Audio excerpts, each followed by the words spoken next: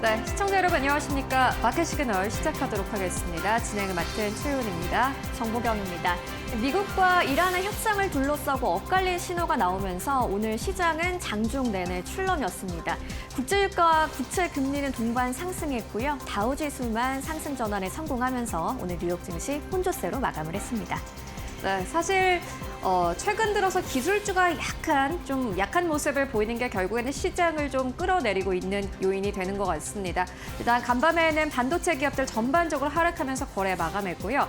다만 놀라운 것은 어제 한국 시장입니다. 어제도 시장이 장중 내내 하락세를 좀 유지를 하다가 장 막판에 올려내는 모습을 보여줬습니다. 삼성전자, SK하이닉스 다시 한번 상승하면서 거래 마감했고요. 노무라증권이 SK하이닉스의 목표 주가를 400만 원대로 제시했습니다. 일단 시장의 영향은 계속해서 체크해 보셔야겠습니다. 네, 시장에 있었던 다양한 이슈들과 우리에게 보내는 시그널까지 지금부터 바로 확인을 해보시죠. 마켓 시그널 뉴욕 증시의 마감 상황부터 저와 함께 만나보겠습니다. 네, 다우지수와 나스닥 S&P 500 나란히 확인을 해보겠습니다. 미국과 이란의 충돌 우려가 이어지고 있습니다. 장 막판에 트럼프의 입에서 다소 긍정적인 이야기가 흘러나왔고요. 다우지수만 상승 전환에 성공을 했습니다. 0.32% 올라줬고요. 나스닥은 여전히 하락세 이어가고 있습니다. 0.51% 약세, S&P 500도 약보합권에서 마감을 하면서 뉴욕 증시 3대 지수는 혼조세로 마감을 했습니다. 오늘 시장이 중동 정세 그리고 유가 흐름과 국채 금리의 움직임을 주시하는 모습이었는데요. 유가와 금리도 한번 만나보시죠. 자, 국제 정세가 불안해지면서 국제 유가는 다시 한번 올라갔습니다. 장 막판에 상승분을 많이 반납은 했는데요. 여전히 101달러 선에서 100달러를 웃도는 WTI고요. 미 국채 금리 10년물이 4.5%라는 심리적 저항선을 돌파했다라는 이야기 어제 전해드렸습니다. 오늘도 커다란 변동성은 없었습니다. 4.5% 위에서 움직이는 미 국채의 장기 금리입니다. 오늘 시장에도 여러 가지 이슈들이 있었습니다. 시장을 움직인 마켓 무버 이슈 지금부터 저와 함께 확인해 보시죠. 중동 리스크의 오늘 시장이 장중 내내 출렁였습니다. 장 막판엔 트럼프가 이란의 공격을 보류하겠다라는 이야기가 나오면서 낙폭을 상당 부분 축소했는데요. 어떤 이야기인지 자세하게 한번 들여다보시죠. 자, 오늘 시장의 핵심 변수는 미국과 이란 협상 관련 뉴스였습니다. 오늘 좀 타임라인을 따라서 시장의 흐름이 어땠는지 소개를 좀 드리겠습니다. 장 초반의 분위기만 해도 괜찮았습니다. 미국이 이란산 원유 제재 일부를 완화할 가능성이 있다는 보도가 나왔고요. 유가는 일시적으로 하락 흐름을 보였고 뉴욕 증시도 상승 출발할 수 있던 배경이 됐습니다. 시장 입장에서는 지정학 리스크가 완화될 수 있을 거라는 기대감이 반영되는 시점이었습니다. 그런데 장중에 이 분위기를 조금 흐트려 놓는 그런 이야기들이 다시 나왔는데요. 이어서 한번 살펴보시죠. 장중에 분위기가 반전된 계기는 백악관 입장에서 이란의 제안이 충분하지 않다는 입장을 보였다는 보도가 나왔기 때문입니다.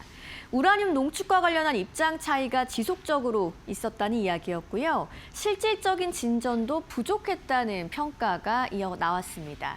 트럼프는 안보팀 회의를 예정하고 있다라는 이야기까지 보도가 되면서 협상 교착에 대한 우려가 재확산됐습니다. 그래서 오늘 시장은 어떤 반응을 내놨을까요? WTI가 장중 109달러 근접하는 수준으로 올라갔었고요. 브렌트유도 장중에 112달러 선을 터치했습니다. 특히나 미국채 10년물 금리는 4.6%대를 돌파하기도 했는데요. 이렇게 좀 인플레이션 우려가 재부각되면서 나스닥 중심으로 기술주는 약세를 보였습니다. 위험 자산에 대한 선호 심리가 상당히 약화되는 이야기였죠. 그런데 장 마감을 1시간 정도 앞두고 트럼프의 이야기가 다시 한번 등장을 합니다. 우리 시간으로 오전 4시쯤에 이란에 대한 공격을 보류하겠다라는 발언을 내놓은 트럼프인데요. 일단 내일 예정됐던 공격을 보류한다라고 하면서 카타르, 사우디, 아랍에미리트 연합의 요청을 받아들였다고 했습니다. 현재 진지한 협상이 진행 중이라는 이야기까지 덧붙였는데 즉각적인 군사 충돌 가능성이 다시 한번 완화되는 것으로 해석한 시장이었습니다. 오늘 S&P 500의 움직임을 보시면 상당히 출렁였다는 걸 한눈에 아실 수가 있겠습니다. 오늘 막판에 이런 이야기가 나오면서 유가 상승폭은 일부 축소가 됐고요. 나스닥과 S&P 500의 낙폭도 축소됐습니다. S&P 500 약보합권에서 마감을 했고 다우는 상승 전환을 시도했고 결국 성공한 모습이었고요. 저가 매수세가 유입되는 시장의 반응을 확인해 볼 수 있었습니다. 하지만 이렇게 위험 회피 심리가 일부 진정된 가운데에도 완전한 안도까지는 아직 제한적인 모습입니다. 트럼프는 이 합의가 실패할 경우 즉각적인 공격도 가능하다라면서 경고 메시지를 유지했습니다. 미군에 대해서는 대기 태세를 유지할 것도 함께 언급했고요. 유가와 국채금리 앞서 확인하신 것처럼 여전히 높은 수준을 유지하고 있습니다. 시장은 전면전 우려가 완화된 것에 안도를 했지만 중동 리스크가 종료됐다고 해석하는 것까진 아닙니다. 시장 관점에서 한마디로 오늘 분위기를 정리해 보겠습니다. 중동 리스크와 유가 급등에 하루 종일 좀 흔들리는 모습이었고요. 막판 트럼프가 공격 보류 발언을 내놓으면서 일부 안도 심리가 유입된 하루였습니다. 그리고 오늘 시장이 좀 낙폭을 크게 주도했던 건 AI와 반도체주 쪽으로 차익 실현이 확대됐기 때문인데요. 이 내용도 한번 자세하게 들여다보겠습니다. 오늘 기술주가 좀 약세를 보였습니다. AI와 반도체주 중심으로 차익 실현이 확대됐는데 장중에 엔비디아가 2%대 하락했고요. 마이크론도 7%대까지 하락을 했었습니다. 그리고 시게이트의 급락도 눈에 띄었고요. 기술주 중심으로 위험 회피 심리가 확대되는 모습이었습니다. 일단은 엔비디아 실적 발표가 얼마 남지 않았습니다. 그래서 이번 주에 최대 이벤트로 시장은 인식을 하면서 경계감이 커지고 있는 분위기인데요. 이 엔비디아의 실적 발표가 AI 랠리가 지속될 수 있을지의 여부를 가늠할 핵심 변수가 되기 때문입니다. 좋은 실적 그 이상이 필요하다라는 분위기가 시장에는 형성이 돼 있습니다. 그리고 오늘 또 투심을 위축시키는 몇 가지 뉴스, 외신에서도 상당히 주목을 했는데요. 일단 삼성전자의 노조 파업 가능성, 외신이 상당히 주목하면서 많이 다루고 있습니다.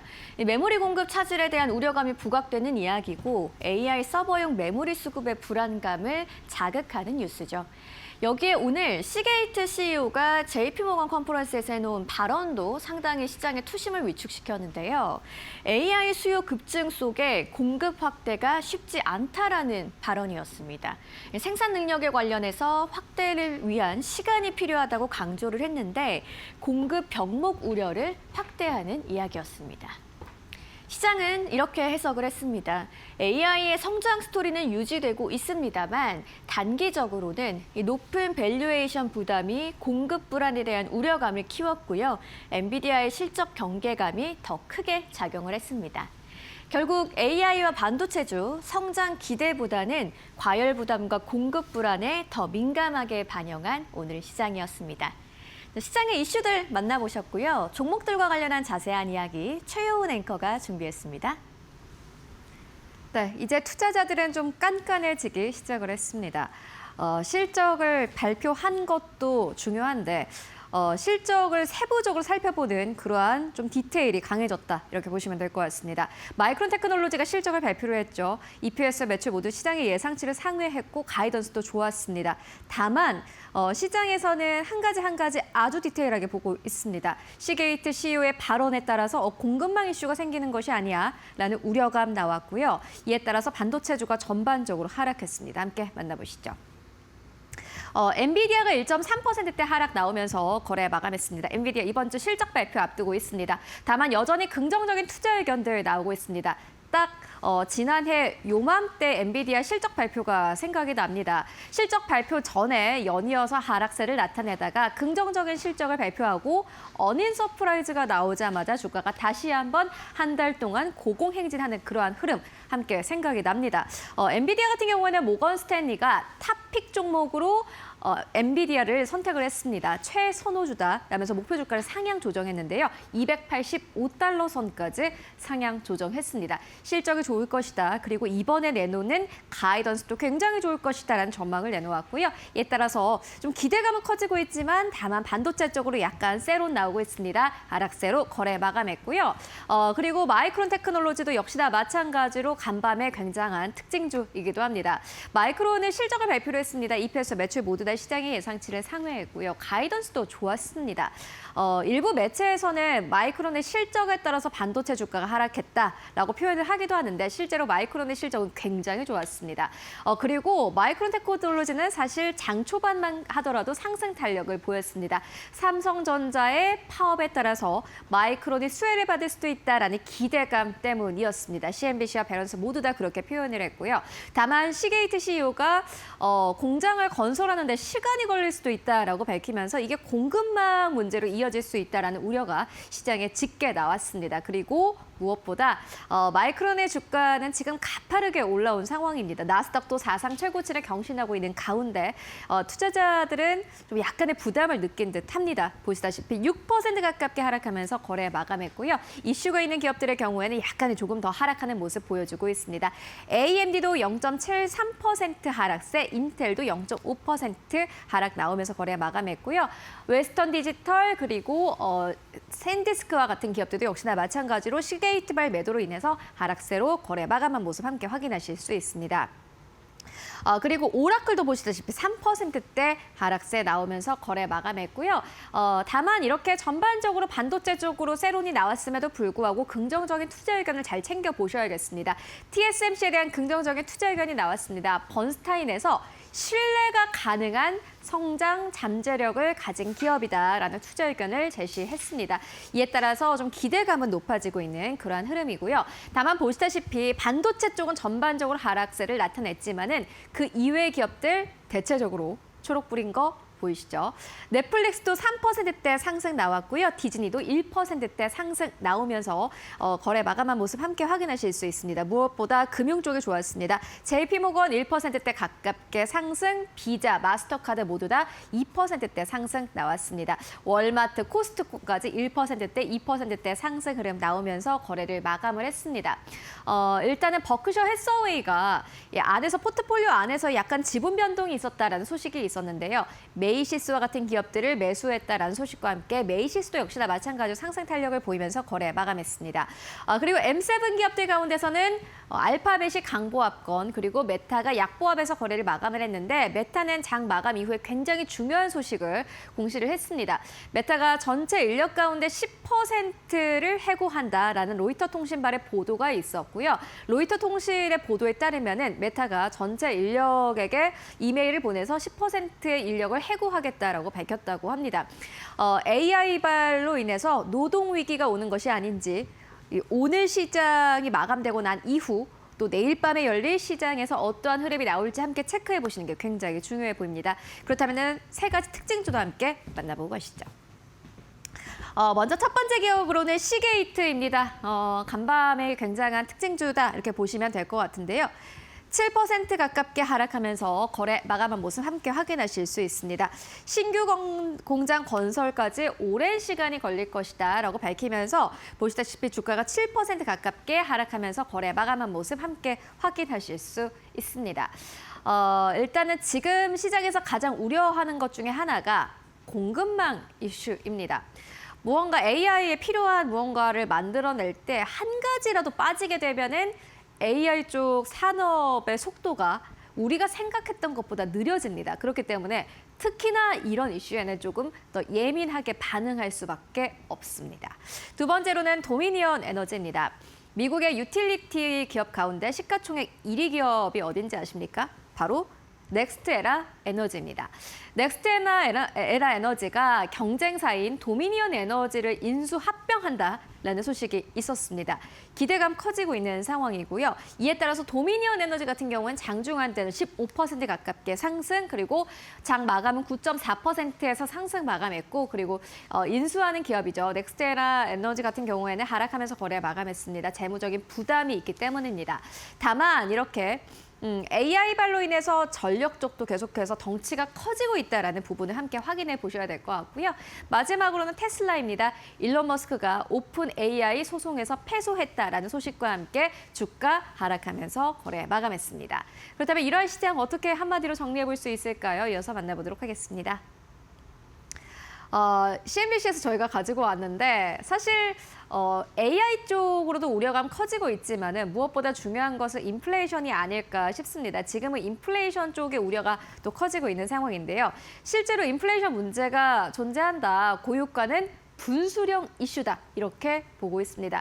AI 성장 스토리에 대한 신뢰는 사실 이전과 비교해서 훼손된 건 없는 것 같습니다. 이게 성장 스토리는 계속해서 가고 있는데 거기에 장애물이 있느냐가 중요한 것 같거든요. 그 가운데서 고유가가 결국에는 분수령 이슈가 될 것으로 보여집니다. 그렇기 때문에 유가의 움직임 그 어느 때보다도 면밀히 주시하셔야겠습니다. 네, 지금까지 시장 상황 함께 알아보고 왔습니다.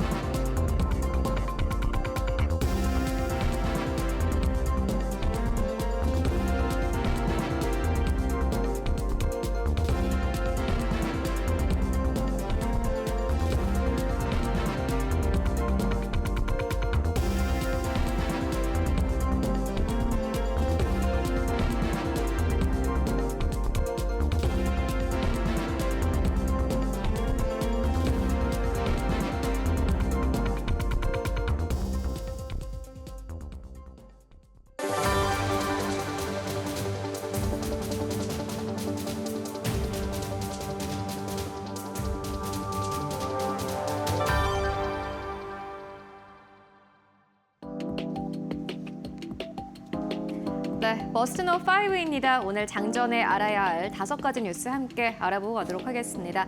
간밤에 가장 중요한 이슈 중 하나가 아니었나 싶습니다. 결국에는 반도체 하락을 이끈 발언이었는데요. 현재 JP모건 테크 컨퍼런스가 진행 중입니다. 이곳에서 시게이트 CEO는요. 신규 공장 건설의 시간이 생각보다 오래 걸릴 것이다 라고 발언했습니다. 어떤 내용일까요? 자세하게 만나보시죠. 시게이트의 주가가 인공지능 관련 메모리 수요를 충족시키기 어려울 것이라는 우려 속에 급락했습니다. 시게이트의 주가는 6% 넘게 하락하며 반도체주 전반의 약세를 이끌었습니다. 시게이트의 최고 경영자인 데이브 모슬리는 이날 JP모건 컨퍼런스에서 신규 공장 건설에 대해 시간이 너무 오래 걸릴 것이라고 밝혔습니다. 그의 발언은 업계가 AI발 수요 급증에 맞춰 생산 능력을 충분히 확대하지 못할 수 있다는 투자자 우려를 자극한 것으로 풀이됐습니다. 모슬리 CEO는 생산 능력은 더 늘릴 수 있겠지만 그렇게 되면 해당 기술의 성장 속도는 둔화될 것이라고 말했습니다. 최근 시게이트는 오픈 AI, 마이크로소프트, 구글 등이 개발 중인 초거대 AI 모델 확산에 맞춰 자사를 AI 수혜 기업으로 적극 부각해왔습니다. 다만 이날 급락에도 불구하고 시게이트 주가는 올해 들어 167% 이상 상승했으며 최근 12개월 기준으로는 582% 넘게 급등한 상황입니다. 네, 시게이트 CEO의 발언은 시장의 우려를 불러일으켰습니다. 일단 AI 데이터 센터를 건설하는 데는 꽤 많은 것들이 필요합니다. 그런데 그중 하나라도 늦어지게 된다면은 AI 혁명도 늦어지게 되는 겁니다. 투자자들의 우려를 분명히 키울 만한 이슈였던 것 같습니다. 이어서 두 번째 이슈입니다. 엔비디아의 CEO인 젠슨 황 CEO가 인터뷰를 진행을 했는데요. 중국이 결국에는 미국산 AI 칩 시장을 개방할 것이다라고 발언을 했습니다. 정해진 것은 없습니다만은 젠슨 황의 발언을 조금 더 주목해 보셔야겠습니다. 엔비디아의 최고 경영자인 젠슨 황이 중국이 결국 미국산 인공지능 칩 수입을 허용하게 될 것이라고 전망했습니다. 황 CEO는 블룸버그 TV 인터뷰에서 중국 정부는 자국 시장이 얼마나 보호할지 결정해야 한다면서도 시간이 지나면 시장은 결국 개방될 것이라고 본다고 말했습니다. 다만 황 CEO는 엔비디아의 H200 AI 칩 판매 문제를 중국 당국과 직접 논의하지는 않았다고 밝혔습니다. 그는 트럼프 대통령이 양국 지도부와 관련 논의를 진행했다며 어떤 결정이 내려질지 기대하고 있다고 말했습니다. 황 CEO는 앞서 중국 시장이 엔비디아에 약 500억 달러 규모의 기회가 될 수 있다고 평가한 바 있습니다. 다만 엔비디아는 올해 초 중국 AI 칩 매출 전망치를 사실상 0 수준으로 유지했습니다. 한편 엔비디아는 오는 21일 실적을 발표할 예정으로 시장에서는 중국향 AI 칩 수출 전망과 관련한 추가 언급 여부에 주목하고 있습니다. 네, 중국 시장이 다시 한번 열리게 된다면은 엔비디아에게는 큰 기회가 될 것으로 보여집니다. 이번 실적 발표에서 관련 발언 어떤 것들 나올까요? 기대해 보도록 하겠습니다. 엔비디아의 실적은 여전히 시장에는 굉장히 중요한 이슈입니다. 실적 발표를 앞두고 목표 주가 상향 조정 리포트까지 나왔는데요. 모건 스탠리에서는 엔비디아의 호실적과 가이던스가 기대된다라면서 목표 주가를 상향 조정했습니다. 모건 스탠리가 실적 발표를 앞둔 엔비디아에 대한 목표가를 상향 조정했습니다. 전형적인 어닝 서프라이즈가 예상된다는 이유입니다. 모건 스탠리는 엔비디아에 대한 목표가를 기존 260달러에서 285달러로 상향 조정했습니다. 이는 전거래일 종가 대비 약 26%의 상승 여력이 있는 수준입니다. 조셉 무어 모건 스탠리 애널리스트는 2차, 3차 AI 수혜주들이 시장 수익률을 계속 상회하면서 투자자들의 관심이 다시 엔비디아로 돌아오는 데 시간이 걸렸다면서도 이번 분기가 주가 재평가를 향한 긍정적인 단계가 될 것이라고 말했습니다. 모건 스탠리는 엔비디아가 기존 추정치인 매출 782억 5천만 달러, EPS 1.69달러를 웃도는 매출 792억 6,400만 달러와 EPS 1.72달러를 기록할 것으로 전망했습니다. 아울러 엔비디아가 이번 실적 발표에서 예상치 상회와 가이던스 상향이라는 전형적인 패턴을 이어갈 것으로 내다봤습니다. 무어 분석가는 엔비디아는 공급 확보를 위한 선제적 움직임을 보이고 있다며 이는 경쟁사 대비 엔비디아를 유리한 위치에 올려놓고 있어 여전히 낙관적이라고 설명했습니다. 네, 엔비디아가 전형적으로 이번에 예상치를 웃도는 매출, EPS 그리고 가이던스까지 발표할 수 있을까요? 기대해 보도록 하겠습니다. 네, 이번에는 네 번째 뉴스입니다. 이도 역시나 마찬가지로 굉장히 주목해야 할 뉴스 중 하나가 아닐까 싶습니다. 미국의 유틸리티 시가총액 1위 기업인 넥스트에라 에너지가 도미니언 에너지를 인수한다라고 밝혔는데요. 이에 따라서 전력업계 판도가 흔들릴 수 있다라는 분석이 나왔습니다. 자세하게 만나보시죠. 인공지능 확산으로 전력 수요가 급증하면서 미국 전력업계 재편이 빨라지고 있습니다. 미국의 최대 재생에너지 기업인 넥스테라 에너지가 경쟁사인 도미니언 에너지를 인수하며 미국 최대 규모 전력 기업 탄생이 추진됩니다. 넥스테라는 도미니언을 670억 달러, 우리 돈으로 약 101조 원에 인수하기로 합의했다고 밝혔습니다. 월스트리트 저널 등 외신 등은 이번 거래를 올해 최대 규모 인수 합병 가운데 하나로 평가했습니다. 양사의 시가총액은 각각 200억 달러와 500억 달러 수준이며 합병 이후 플로리다와 버지니아를 비롯해 미국 남동부 전역에서 1,000만 명 이상의 고객을 확보하게 됩니다. 특히 도미니언이 전력을 공급하는 버지니아 북부는 세계 최대 데이터 센터 밀집 지역으로 꼽힙니다. 아마존, 마이크로소프트, 구글 등의 AI 서버가 집중되어 있으며 AI 데이터 센터는 24시간 가동되면서 막대한 전력을 소비하는 것으로 알려졌습니다. 네, 이에 따라서 한국 시장에서 고객사들의 변화가 있을지 함께 확인하시면 좋을 것 같습니다. 이어서 마지막 뉴스로 넘어가 보도록 하겠습니다. 일론 머스크가 오픈 AI와 관련된 재판을 진행 중이다라는 소식 여러분들 계속해서 접하고 계시죠? 그런데 스페이스X 상장을 앞두고 오픈 AI 재판에서 패소했다라는 소식이 있었습니다. 자세하게 만나보시죠. 일론 머스크 테슬라 최고 경영자가 오픈 AI를 상대로 제기한 소송에서 패소했습니다. 캘리포니아 북부 연방지법 오클랜드 지원 배심원단은 머스크가 법정 시한 내에 소송을 제기하지 않았다고 판단해 만장일치로 패소 판결을 내렸다고 CNBC는 설명했습니다. 민사소송은 사안별로 소제기 가능 기간이 정해져 있는데 머스크가 이를 넘겨 소송을 제기했다는 것입니다. 머스크가 문제를 삼은 공익신탁 의무 위반과 부당이득 관련 소제기 시한은 각각 침해 사실 인지 시점으로부터 3년과 2년입니다. 배심원단은 머스크가 해당 문제를 2021년 8월 이전에 이미 인지했다고 판단했습니다. 이에 따라 머스크가 정식 소장을 제출한 지난해 8월은 이미 시효가 지난 뒤였다고 봤습니다. 배심원단은 2시간도 채 되지 않은 논의 끝에 판결을 내렸고 사건을 맡은 이본 곤잘레스 로저스 판사는 이를 받아들여 머스크 측 주장을 모두 기각했습니다. 네, 테슬라의 주가는 하락하면서 거래 마감했습니다. 특히나 스페이스X의 IPO를 앞두고 나온 이 판결이기도 한데요. 관련된 시장의 영향 계속해서 체크해 보셔야겠습니다. 지금까지 머스트 노우 5와 함께 알아보고 왔습니다.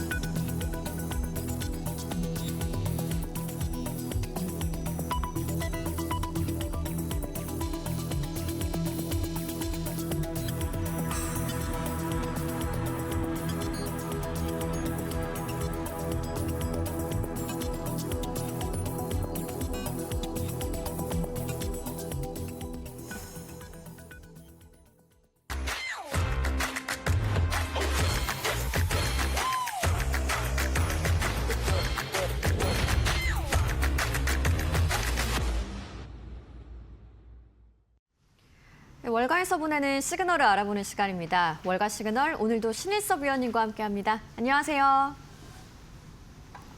네, 뉴욕 증시 마감 상황부터 짚어보도록 하겠습니다.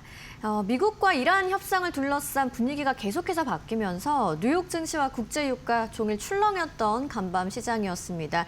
AI와 반도체 쪽으로 차익 실현 매물 많이 나왔고요. 장 막판에는 저가 매수세가 유입되면서 낙폭을 다소 줄이는 흐름도 있었습니다. 위원님께서는 시장 상황 어떻게 보셨어요? 네, 엔비디아를 비롯하여 매그니피센트 7 종목들은 쏘쏘했는데 그동안 굉장히 강했던 메모리 반도체주들이 약간 이제 좀 너무 이격이 벌어져서 속도 조절을 하느라고 좀 시장의 주인공이 좀 사라진 느낌?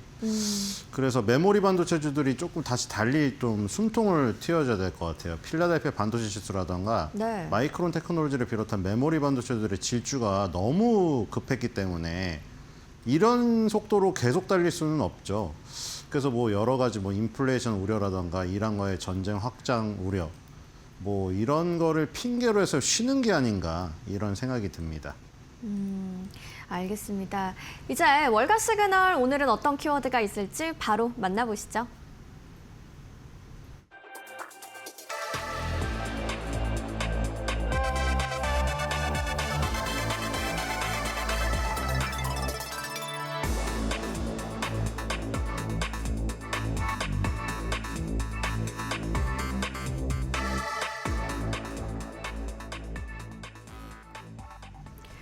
오늘 시장을 출렁이게 했던 이슈를 월가 시그널의 첫 번째 키워드로 만나봅니다. 6% 넘게 시게이트의 급락이 나왔는데 CEO가 JP모건 컨퍼런스에서 한 발언이 도화선이 됐습니다. 신규 공장 건설에 시간이 너무 오래 걸린다라면서 생산 능력 확대 시간의 필요성을 강조했는데요. 공급 병목의 우려를 키우는 이야기가 됐습니다. 오늘의 키워드 바로 한번 이야기 나눠볼까요? 네, 미래를 볼 수 있다면은 얼마나 좋을까요? 네. 이 지금 인공지능 혁명이라고 생각하시는 분들은 이제 이게 몇 년이 갈까요? 한 뭐 그냥 넉넉 잡아 한 그냥 확 가서 20년 뒤에 지금 이 현재 시점을 인공지능 혁명이라고 우리가 뭔가 그때 어떤 또 혁명이 나오겠죠. 20년 뒤에는 그때 인공지능 혁명이 인터넷 모바일 혁명보다 훨씬 더 크고 거대했다. 뭐 이렇게 회상을 할 수도 있겠죠. 아니면 현재 비관론자들은 뭐 비관론자들 말이 맞다면 이제 10년, 20년 뒤에 이 인공지능 인공지능 혁명이 아니었고 이제 금방 저물어 버려서 IT 버블보다 더 급격한 하락을 뭐 거의 서브프라임급 그 폭풍우를 맞는 처참한 결말로 이어졌겠죠. 20년 후에. 근데 지금 그런 것들이 이제 치열하게 맞붙고 있잖아요. 어떤 국면이든 똑같았습니다. 인터넷 모바일 혁명도 지금 이 지나고 나서 이제 혁명으로 평가를 하는 거지 이제 그 당시에 경계론자들, 비관론자들이 존재했을 거 아니에요. 지금도 마찬가지잖아요. 마이클 버리가 굉장히 대표적인 인물이죠. 근데 지금까지는 사실 인공지능 시에 대한 확산 그리고 나중에 뭐 20년, 10년 뒤에 인공지능 혁명이라고 부를 수 있을 만큼 어떤 뭔가 퍼포먼스가 지금 나오고 있거든요. 그리고 중요한 부분이 예를 들어서 지금 워렌 버핏의 거의 모토가 그대로 남아있는 버크셔 해서웨이 물론 뒷선으로 물러났지만 뭐 버핏과의 식사도 또 마련했더라고요. 그리고 빌 에크먼이라고 불리는 리틀 버핏이라고 불리는 지금 후계자들을 찾고 있잖아요. 워렌 버핏 다음 세대는 누구실까? 지금 가장 리틀 버핏으로 불리우던 빌 에크먼이 대표적이죠. 근데 그 두 명의 가치 투자자가 말이죠. 인공지능의 대표주를 선택했다는 게 굉장히 포인트 아닌가요? 네. 빌 에크먼이랑 워렌 버핏은 대표적인 가치 투자자예요. 근데 지금 빌 에크먼의 행동을 보십시오. 마이크로소프트가 저평가되었다고 하면서 매수를 늘렸습니다. 그리고 버크셔 해서웨이는 지금 알파벳이죠. 알파벳의 비중을 3배로 늘렸다는 뉴스가 들려왔어요.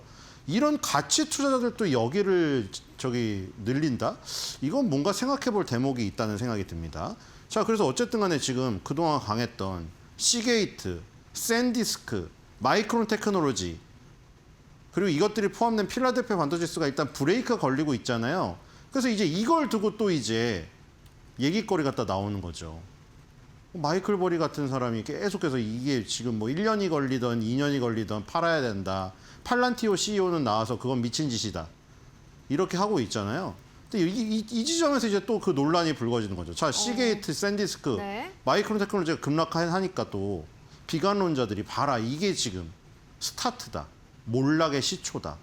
이럴 것이고. 근데 이제 워렌 버핏, 지금 버크셔 해서웨이랑 빌 에크먼은 계속 이 투자를 늘리고 있고. 이제 투자자 여러분들은 여기서 이제 판단을 자기의 그 가치 개념에 따라서 해야겠죠. 네, 경영진의 발언이 특히나 좀 하락세를 키운 모습이었는데 어떤 이야기인가요? 그러니까 저게 이제 비관론자들이 주장하는 그 논리랑 지금 똑같은 부분이죠. 네. 지금 마이크론 테크놀로지든 뭐 우리나라 삼성전자, SK 하이닉스든 지금 이 투자를 과잉 설비로 결국 남기면 결국 반도체 사이클의 일반적인 사이클이 아니냐 그 얘기를 하는 거죠. 그러니까 이제 CEO까지 이런 얘기를 했으니 비관론자들은 또 CEO의 말을 팔란티오 CEO랑은 전혀 다른 말을 하고 있잖아요, 지금. 그러니까 지금 이 시게이트 CEO가 하는 말을 비관론자들이 딱 이거를 어떻게 보면은 더 자기의 논조의 그 근거로 삼겠죠. 자, 이거 봐라. 신규 공장 건설을 너무 오래 걸리고 지금 하면 이제 과잉 설비를 남기니 이거는 인공지능 혁명의 그 사이클이 아니다. 일반적인 메모리 사이클에서 항상 이런 경우가 있었다.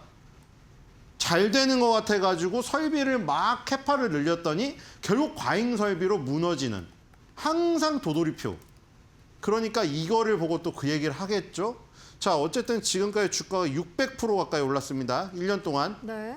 샌디스크, 시게이트 뭐 다 날라갔죠. 스토리지 3사가 날라갔는데 자, 지금 일단 AI 주도의 데이터 센터 지출 급증이 시게이트의 주요한 호재.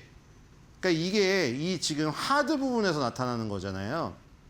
샌디스크 같은 경우는 SSD에서 나타나는 것이고 지금 이 하드 부분도 결국에는 자극이 되어가지고 이 추론 시장이나 에이전텍 AI 시장에서 두각을 나타내면서 여기까지 올랐어요. 근데 물론 에버코어에서는 목표 주가를 $1,000로 상향하면서 아웃퍼폼을 유지를 했는데 그러면서도 경계심을 갖고 있죠. 여기 샌디스크도 있는데 둘 다 뭐 거의 크레이지 모드로 오르지 않았습니까?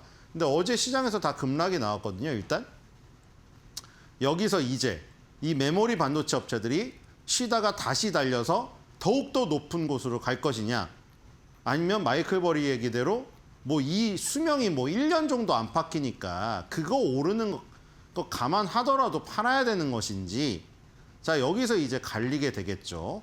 자 일단 기술적인 부분으로 쉬는 것은 거의 확정적인 것 같은데 네. 여기서 달려서 다시 전고점을 돌파하느냐, 정말 쓰리봉 쌍봉 찍으면서 무너지느냐, 여기서 일단 1차적인 어떤 판단의 여지가 제공이 되지 않을까 이런 생각이 듭니다. 네.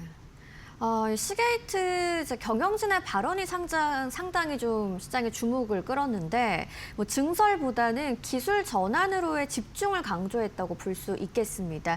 이게 또 공급 역량 우려를 키우다 보니까 간밤에 주가는 좀 크게 흔들렸던 시게이트고요. AI 인프라 대표 수혜지라고 볼 수 있죠. 이 종목에 관련해서 조금 더 자세하게 한번 들여다볼까요? 네, 스토리지 3사랑 마이크론 테크놀로지가 거의 뭐 지금까지 주도를 해왔죠. 자, 높은 부채 수준과 최근 3개월간 내부자 대량 매도의 위험 요소가 일단 있고요. 그 다음에 주가는 아직도 저평가 상태다. 네. 공정가치 대비 40% 정도 낮은 수준으로 지금 평가받고 있다고 합니다. 자, 가치 점수도 높고요. 미래 성장성과 재무 건전성, 과거 성과에서 다 아주 좋은 점수를 받고 있고요. 당연히 성장주니까 배당에는 여력이 없겠죠. 자, 그리고 주가가 뭐 엄청난 지금 상승률을 보여주고 있는데, 자, 계속 계단식 상승이거든요. 한 단계 올라와서 오. 이격이 벌어지면 네. 쉬고, 한 단계 올라와서 이격이 벌어지면 쉬고, 한 단계 올라와서 이격이 벌어졌습니다. 그래서 지금 쉬는 타이밍인데 지금 한 3-4번 계속 반복되는 패턴이죠. 그러니까 지금 이 비관론자들이 좀 민망해질 수가 있는 게 이런 부분이거든요. 이격이 좀 벌어지고 CEO의 저런 부정적인 발언, 아니면 경계론자들이 굉장히 득세를 할 수 있는 뭔가 어떤 이 그 인공지능의 어떤 약점들이 드러날 때마다 저런 기술적 이격이 벌어지는 상황이 있었는데 좁히자마자 또 가고 또 가고 또 가고 이러니까 그게 인디언 기후제식 발언으로 계속되는 거예요. 이게 3-4번이 지금. 그럼 지금 또 왔거든요. 지금 또 기술적으로 이격이 벌어졌다가 이동평균선과 좁히면 가고 이랬잖아요. 지금 또 이동평균선과 이격이 벌어졌잖아요. 지금 51선하고 이격이 또 벌어졌거든요. 자, 그러니까 여기서 또 나오는 거죠. 야, 이번엔 진짜 마지막 아니야? 이번에 이제 진짜 끝나는 거 아니야? 자, 그거 걱정의 벽을 타고 계속 오르고 있어요. 지금 인공지능 이 씬이 어디까지 진행될지 모르겠지만 걱정의 벽을 타고 올랐던 장면들이 여기 고스란히 남아 있습니다. 지금도 이제 왔는데 이 보라색은 이제 잘 안 보이죠. 이게 21선이 있거든요. 20, 50, 200이에요. 근데 여기 51선까지 만약에 항상 가면 거기서는 무조건 급등이 나오거든요. 지금 일단 21선이거든요. 정말 빨리 반등을 한다면 어제 일단 장중에 여기 꼬리를 굉장히 크게 달았죠. 그러니까 51선까지 기다리면 거의 확실하고 여기서 다시 한번 더 탄력있게 바로 가면 여기 21선에서 조정 맞추고 다시 갈 가능성이 있어요. 지금 목표 주가가 $1,000라고 했죠. 지금 $1,000 종목이 수두룩하거든요. 얘도 이제 곧 있으면 $800, $900 지금 가는 상황인데 네. 일단은 지금까지 흐름으로 봤을 때는 항상 이격 조정이 있고 나서는 대부분 회복을 했다. 그래서 지금까지도 그냥 기술적인 이격 조정으로 일단 봐야 되지 않을까 이런 생각이 듭니다. 기술적으로는. 네. 자, 그리고 매출액 성장률 대단하죠. 자, 지금 2024년도 한 2분기를 바닥으로 해서 쭉 올라오면서 2022년도 1분기 때 기록했던 최고가의 흐름을 깨버렸습니다. 자, 이러니까 지금 사실 여러분들 요즘에 컴퓨터 사려면 헉하실 텐데 엄청 올랐어요. 하드가 너무 올라가지고. 자, 그래서 여기에도 지금 그 반영이 되는 건데 보면은 매출액이 최근에 2020년도 3분기 실적 발표가 4월 29일에 얼마 전에 있었죠. 근데 2.95 빌리언 달러 예상이었는데 3.12 빌리언 달러로 나와서 5.34% 상회했고요. EPS가 3.45 예상이었는데 4.10 나와서 18.84 상회했습니다.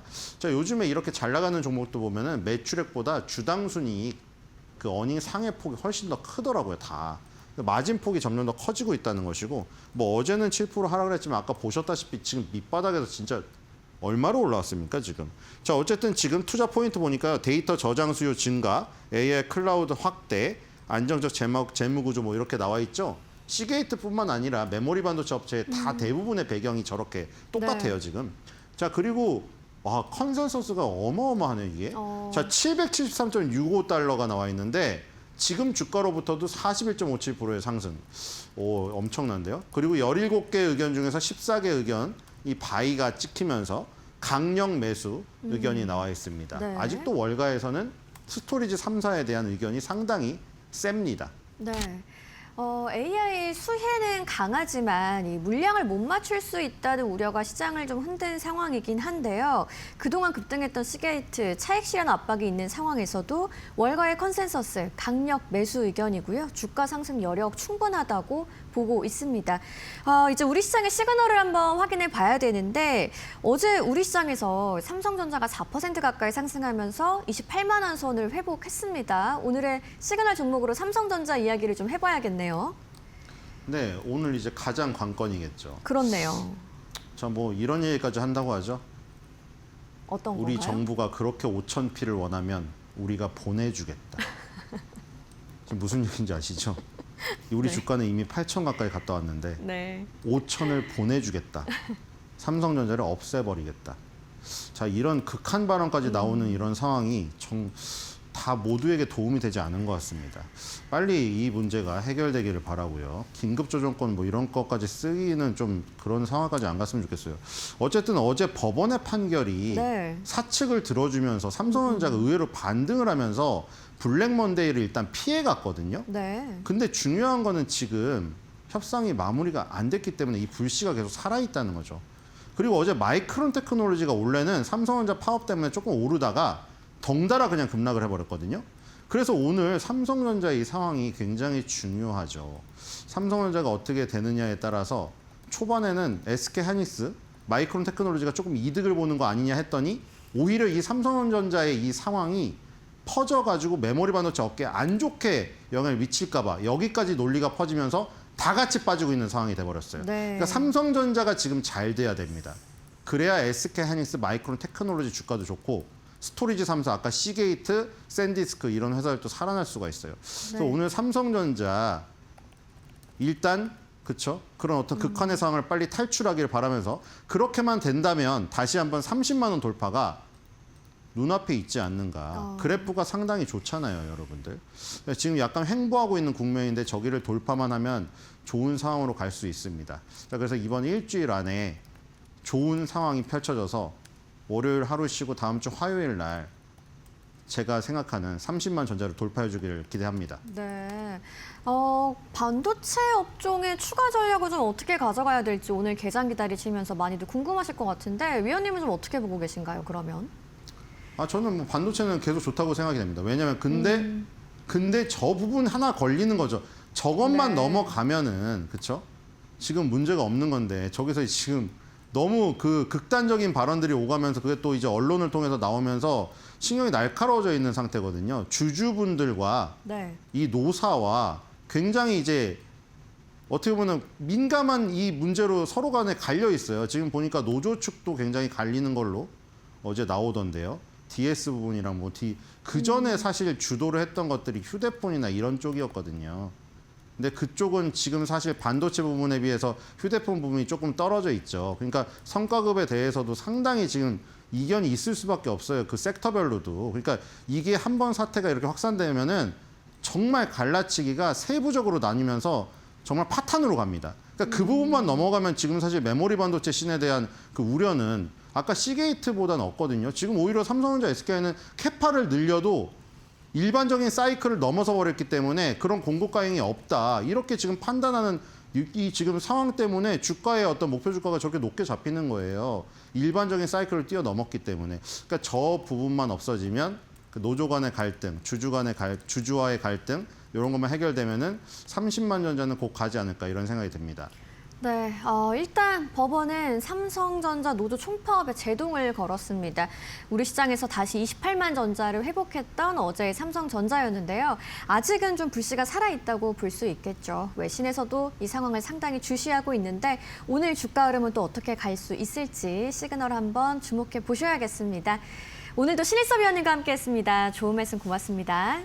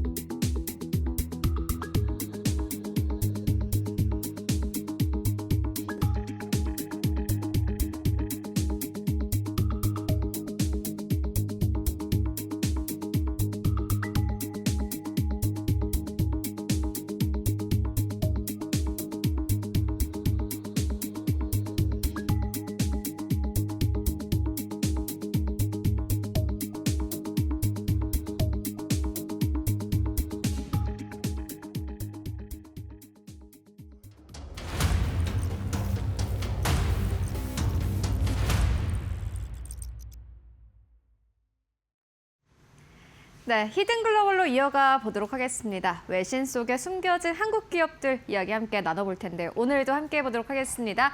조우진 대표 모셨습니다. 안녕하십니까, 대표님? 예, 안녕하세요. 네, 대표님 오늘 첫 번째 이제 기업 어디서 가지고 오셨어요? 예, 그 노무라 증권이 SK 하이닉스에 대해서 계속 지속적으로 저희 코너에서만 해도 한 6개월 이상, 거의 1년 가까이 리포트를 해서 알려드렸는데 노무라 증권만큼 또 SK 하이닉스 우호적인 곳이 또 없는데 네. 이번에 SK 하이닉스 리포트를 내면서 기존에 목표 주가 182만 원이었는데 목표 주가를 무려 400만 원 올렸습니다. 그 400만 원 올린 이제 배경과 여러 가지 전망이 있기 때문에 그 부분을 좀 자세히 알려드리도록 하겠습니다. 네, 알겠습니다. 그럼 첫 번째 키워드부터 바로 열어보도록 하겠습니다. 사실 어제 이제 한국 시장에서 SK 하이닉스랑 삼성전자가 올라갈 수 있었던 가장 큰 이유 중 하나가 아니었을까 싶습니다.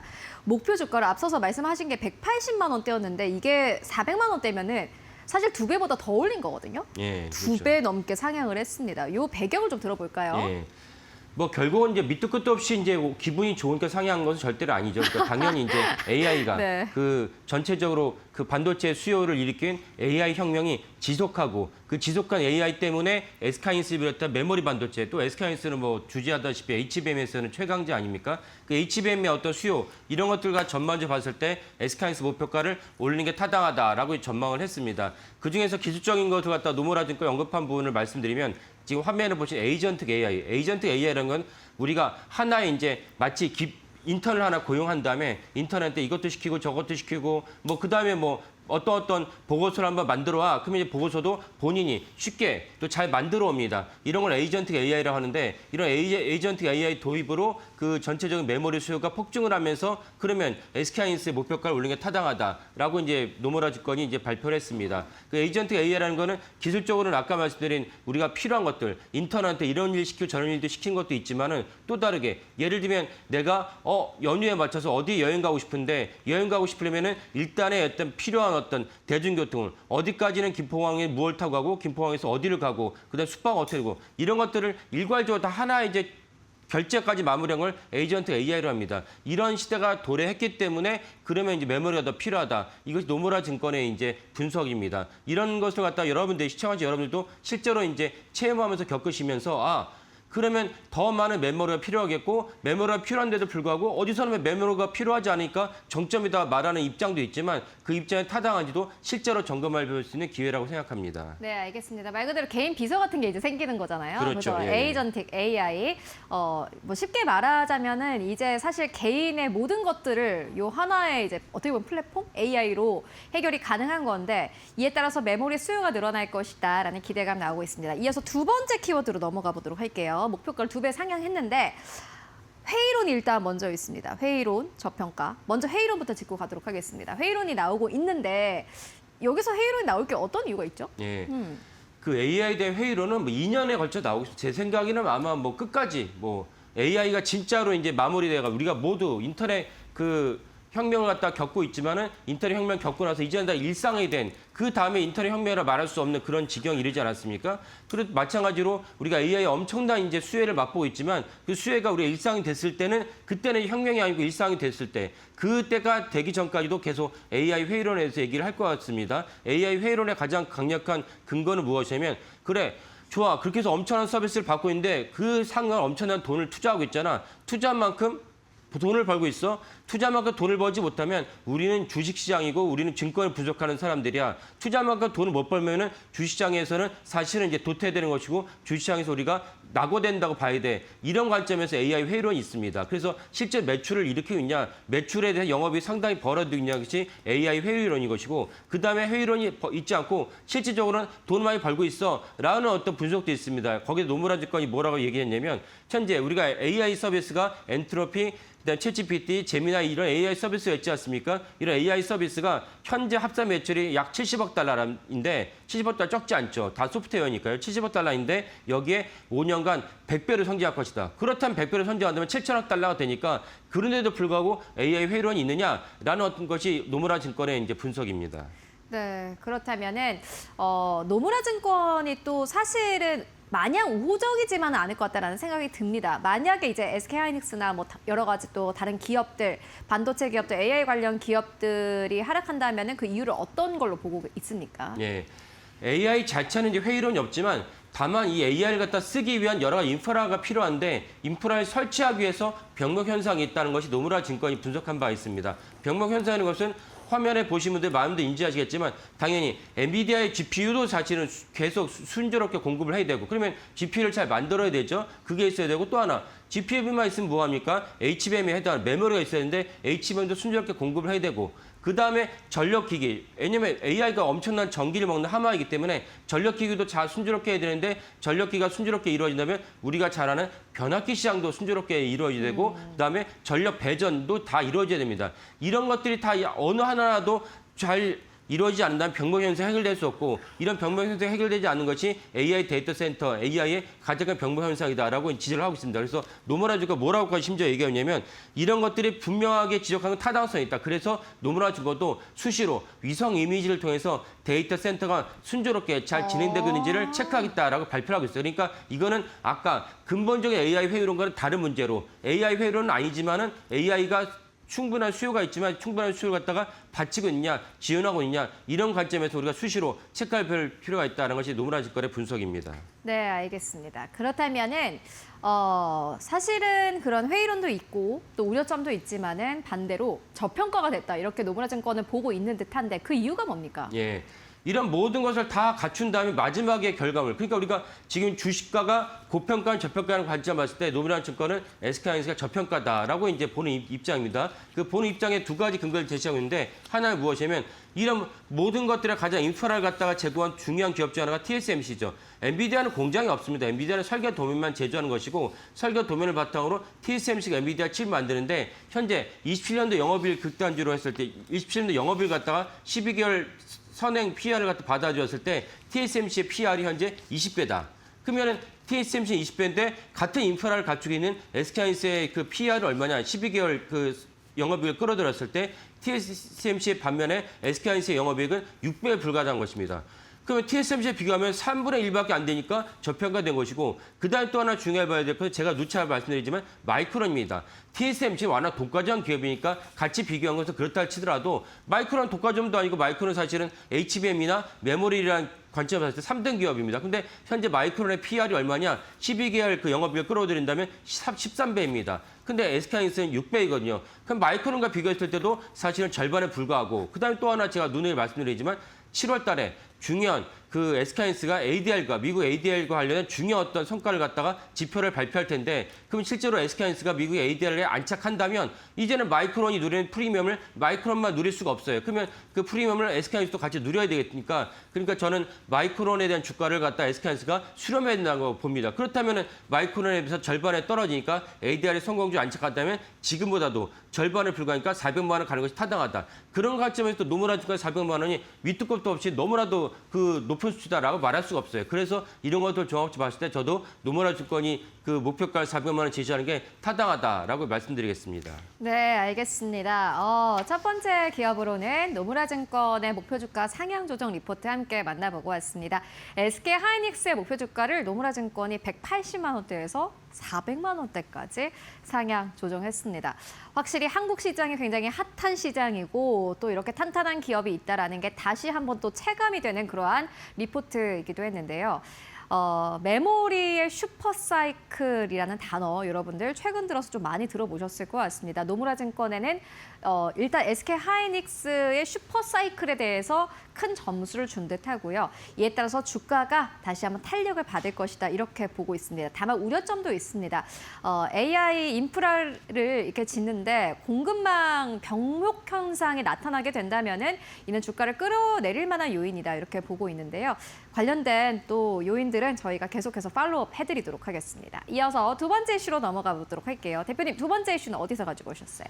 예, SK하이닉스랑 밀접한 관련된 키옥시아에 대해서 파이스타임스가 아주 밀도 깊은 기사를 냈습니다. 그래서 이 기사를 보면서 저도 뭐 주가를 수시로 보니까 키옥시아 주가도 SK하이닉스만큼 잘 올라간다. 왜냐면 키옥시아는 이제 낸드 플래시의 또 세계적인 강자이니까 1등 기업은 낸드 플래시 보면 1등 기업은 삼성전자고 2등 기업은 하이닉스고 3등이 키옥시아입니다. 그러니까 3등 기업의 키옥시아가 그만큼 주가도 올라갈 거로 여겨졌는데 FT 기사를 보니까 생각보다 너무 많이 올랐고 그만한 또 근거가 있구나라는 걸 알 수 있는 대목이었습니다. 네, 알겠습니다. 파이낸셜 타임즈 키옥시아와 관련된 기사 가지고 오셨습니다. 바로 첫 번째 키워드 열어보도록 하겠습니다. MSCI 1등? 이게 무슨 의미죠? 예. 작년에 키옥시아 주가가 무려 20배 올랐습니다. 20배 오르다 보니까 MSCI에 포함된 여러 세계적인 종목들인데 그 MSCI 중에서 키옥시아가 1등을 했다는 것입니다. 물론 이제 우리나라 코스피나 코스닥만 하더라도 아마 20배 넘은 종목도 있을 수 있어요. 하지만 그런 종목도 말고 MSCI에 포함된 종목이라면 재무제표나 그다음에 회사의 어떤 여러 가지 영향을 봤을 때 세계적인 기업이라 봐야 되는데 그런 기업들 중에서 키옥시아가 작년에 메모리 반도체 전체적인 초과수를 말미암아서 원래 또 키옥시아는 상당히 좀 적자를 갖다 오랫동안 이렇게 경험했거든요. 그러니까 턴어라운드가 효과가 같이 겹치면서 작년에 주가가 무려 20배 오르다 보니까 MSCI 중에서 1등을 기록했다라고 FT가 이제 분석을 했습니다. 네, 결국에는 이제 키옥시아가 이렇게 주가가 오른 것도 결국에는 수요가 받쳐주기 때문이겠죠. 예, 그렇습니다. 그래서 지난주 금요일에 키옥시아가 이제 1분기에 대한 실적을 발표했는데, 그러니까 1분기라면 1월부터 3월까지 그 1분기 실적을 발표했는데, 순이익이 전년 동기 대비 4배 급증한 이제 약 4,090억에 우리나라 치면은 뭐 한 4조 원이 넘죠. 그다음에 작년 같은 기간 동기간에 비했을 때는 무려 이제 그 30배 증가한 수출을 합니다. 이렇기 때문에 키옥시아 주가 올랐고 지금 화면을 보시는 거는 이제 FT가 이제 기사 일부인데 빨간 줄은 이제 니케이 225, 그러니까 우리나라 지금 코스피에 해당한 것이죠. 거기고 그다음 키옥시아가 이제 그 위에 있는 그 파란색인데 키옥시아 주가가 너무 많이 오르다 보니까 그 니케이 225도 오르긴 했지만 거의 뭐 안 오른 것처럼 보여집니다. 지금 마치 이제 코스피도 오르긴 했지만 그 하이닉스가 너무 많이 오르다 보니까 코스피 말고 다른 종목을 가지신 분들은 난 도대체 뭐가 오르는지 모르겠다라고 어떤 그 챙겨버린 것과 비슷한 어떤 지표를 갖다가 지금 한눈에 보신다고 보시면 되겠습니다. 네, 알겠습니다. 이어서 그러면 다음 키워드 통해서 조금 더 이 내용 알아보도록 하겠습니다. 다음 키워드는 하이닉스의 키옥시아입니다. 뭐 다들 알고 계신 부분일 것 같은데 요거는 좀 어떻게 연결해서 보면 되겠습니까? 예. 하이닉스가 사실 오래전에 키옥시아 적자에 적자를 거듭하고 있을 때 키옥시아가 사실 청산해야 되는 것이 아니냐 그런 논의를 하고 있을 때 하이닉스가 다른 여러 가지 이제 LP들과 같이 이제 과감하게 뛰어들었습니다. 그래서 그 덕분에 지금 엄청난 수혜를 맛보고 있습니다. 그래서 그 12 물량까지 다 합치면 SK 하이닉스의 이제 키옥시아 지분이 무려 25%에 상응합니다. 그래서 25% 상응한데 영업이익이 아니고 순이익으로 반영됩니다. 그래서 아까 말씀드린 순이익이라는 것은 결국 키옥시아의 주가, 하이닉스가 처음 뛰어들었을 때보다 지금의 주가를 반영해서 하이닉스의 재무제표의 순이익으로 이제 반영됩니다. 이 점이 사실은 SK 하이닉스 입장에서도 꽤 짭짤한 어떤 그 콧노래를 부를 수 있는 대목인데, 물론 그래봐야 SK하이닉스 영업이익이 올해 뭐 250조 이런 거 얘기하고 있으니까 키옥시아 그 정도까지는 영업이익은 아니지만 그래도 적자냈을 때보다는 기분이 좋지 않습니까? 지금 화면을 보시면 또 단 10만 원이라도 적자를 보는 것, 10만 원 소실 보는 것보다 단 5만 원이라도 이익을 보는 것이 기분이 좋지 않습니까? 이런 맥락에서 SK하이닉스 입장에서는 키옥시아의 순이익을 갖다 기대하는 건 좋은 것이고, 또 하나 결국 낸드 플래시도 점점 이제 수요와 초과 수요 때문에 공급이 빡빡합니다. 이런 관점에서 SK하이닉스와 키옥시아를 같이 합치면은 전체적으로 낸드 플래시에서 삼성전자가 1등이었지만 SK하이닉스와 키옥시아를 한묶음을 하면은 낸드 플래시에도 SK하이닉스가 1등 기업이다. 이렇게 보시면 될 것 같습니다. 그 문득 궁금해지는 게, 그러면은 뭐 물론 재무제표의 이점도 있겠지만 이게 사업의 연결성이라고 해야 될까요? 그런 것들도 좀 이점이 있을까요? 예. 직접적으로는 이제 경영진에서 주고받지는 않지만, 하지만 이제 물밑에서는 주고받을까 여겨지고, 그다음 또 중요한 것이 무엇이냐? 많은 분들이 이제 알고 계시지만 HBM에서 이제 우리가 지금까지의 메모리 D램과는 부족하다. 그래서 HBF라고 했어요. F는 낸드 플래시거든요. 그러면 낸드 플래시가 더 중요하게 여겨지면서 그렇다면 키옥시아도 역할이 더 증대된다. 그래서 지금 현재는 SK하이닉스가 샌디스크랑 같이 이제 HBF의 표준화를 갖다가 논의하고 있습니다. 이 점도 자신의 키옥시아에 영향을 당해 주는다. 이렇게 보시면 되겠고, 그러면 아까 말씀드린 대로 그 낸드 플래시의 지금까지 단일 기업 1등 기업이 어디입니까? 삼성전자죠. 그러면 SK하이닉스가 샌디스크가 손잡고 표준화를 갖다가 HBF의 표준화를 가진다고 하니까 삼성전자는 약간 소외되는 분위기입니다. 이 점도 사실 전략적으로는 되게 중요하다라고 말씀드리겠습니다. 네, 알겠습니다. 그렇다면은 다음 키워드 통해서 다음 이슈 만나보도록 하겠습니다. 다음 키워드는 ADR입니다. 대표님께서는 ADR 관련 이슈를 꽤 많이 가지고 오시는데, ADR이랑 키옥시아랑 어떤 관계가 있는 거죠, 지금? 예. 지난주 금요일에 이제 키옥시아가 이제 실적을 발표하면서 컨퍼런스 콜에서 ADR을 상장하겠다라고 발표했다고 이제 FT가 보도했습니다. 저도 이걸 보고서 키옥시아까지 ADR에 들어가는구나. 그렇다면 SK하이닉스가 큰 호재가 되겠다 싶었습니다. 왜? ADR에 들어가는 순간 주가 한 번 더 펌핑을 하면서 아까 말씀드린 SK하이닉스의 재무제표에도 긍정적 역할을 하겠지만, 또 하나 중요한 것이 무엇입니까? 아시아의 중요한 메모리 업체가 SK하이닉스가 ADR로 들어가는데 여기에 키옥시아까지 들어간다면 미국에 있는 큰 손들이 더불어서 SK하이닉스의 ADR을 갖다 주목해 보겠습니다. 우리가 단적으로 생각해 봤을 때 아현동에 가구거리가 있어요. 가구거리는 얘기는 무엇입니까? 많은 점포들과 많은 가구들이 있어야 가구거리인 것이, 하나만 들어갔으면 사람들 들어가겠습니까? 안 들어가죠. 이런 것과 동일하게 ADR에 동아시아 메모리 강자인 SK하이닉스가 ADR을 뛰어드는데 키옥시아 같이 뛰어든다. 이렇다면 세계 큰 손들이 SK하이닉스를 갖다가 또 한 번 볼 수 있는 그런 뉴스가 되고 호재가 되고 홍보 효과가 같이 누릴 수 있겠다. 이런 점에서 키옥시아 ADR 주인은 SK하이닉스의 ADR과 더불어서 큰 어떤 호재가 되겠다라고 말씀드리겠습니다. 예, 여기에 더불어서 사실 이제 SK 하이닉스 ADR 그리고 키옥시아 ADR까지 이게 합쳐진다면은 큰 손들이 들어올 수 있는, 자금이 들어올 수 있는 또 모멘텀이 될 수 있다라는 의견 함께 전해주셨습니다. 그리고 무엇보다 사실 이게 주가가 계속해서 가고 키옥시아도 주목을 받기 위해서는 수요가 계속해서 받쳐줘야 되는 거거든요. 그렇죠. 예. 그건 어떻게 보세요? 예. 저는 이제 좀 전에 노무라증권의 SK하이닉스 노무라증권 보고할 때 말씀드렸지만 수요는 더 폭증할 거로 여겨집니다. 왜냐하면 수요가 폭증할 수밖에 없는 게, 사실 AI 혁명이라는 게 어디부터 어디까지 이룰지 아무도 알 수가 없습니다. 왜? 가보지 않은 길이기 때문에. 그거를 닷컴 버블과 같이 비교해 본다면, 처음에 닷컴이 시작됐을 때 우리가 썼던 서비스가 무엇이었습니까? 이메일 서비스에 국한됐습니다. 근데 지금은 닷컴을 갖고 무엇을 하고 있습니까? 스마트폰으로 주식시장을 동시에 투자한 동시에 많은 곳에서 사실 스마트폰으로 투표도 하고 있습니다. 투표를 할 정도로 사실 전 모든 일상에서 일부가 됐기 때문에 AI 서비스라는 게 어떤 식으로 파급 효과를 이룰지 아무도 모른다. 테슬라의 그 완전 자율주행차의 경쟁자가 지금 어디입니까? 엔비디아입니다. 이것도 사실 AI 서비스의 일환이거든요. 그러면 완성 자율주행차에 엔비디아 강자가 될 것이라고 누가 이겼습니까? 피지컬 AI에 누가 강자가 엔비디아 될 것이라고 누가 이겼습니까? 이런 맥락으로 사실 어떤 식으로 AI 파급 효과가 될지 아무도 모르기 때문에 이 메모리 수요가 어떻게 될지는 가늠하기 힘들다라는 것이 정답이 아닐까 싶습니다.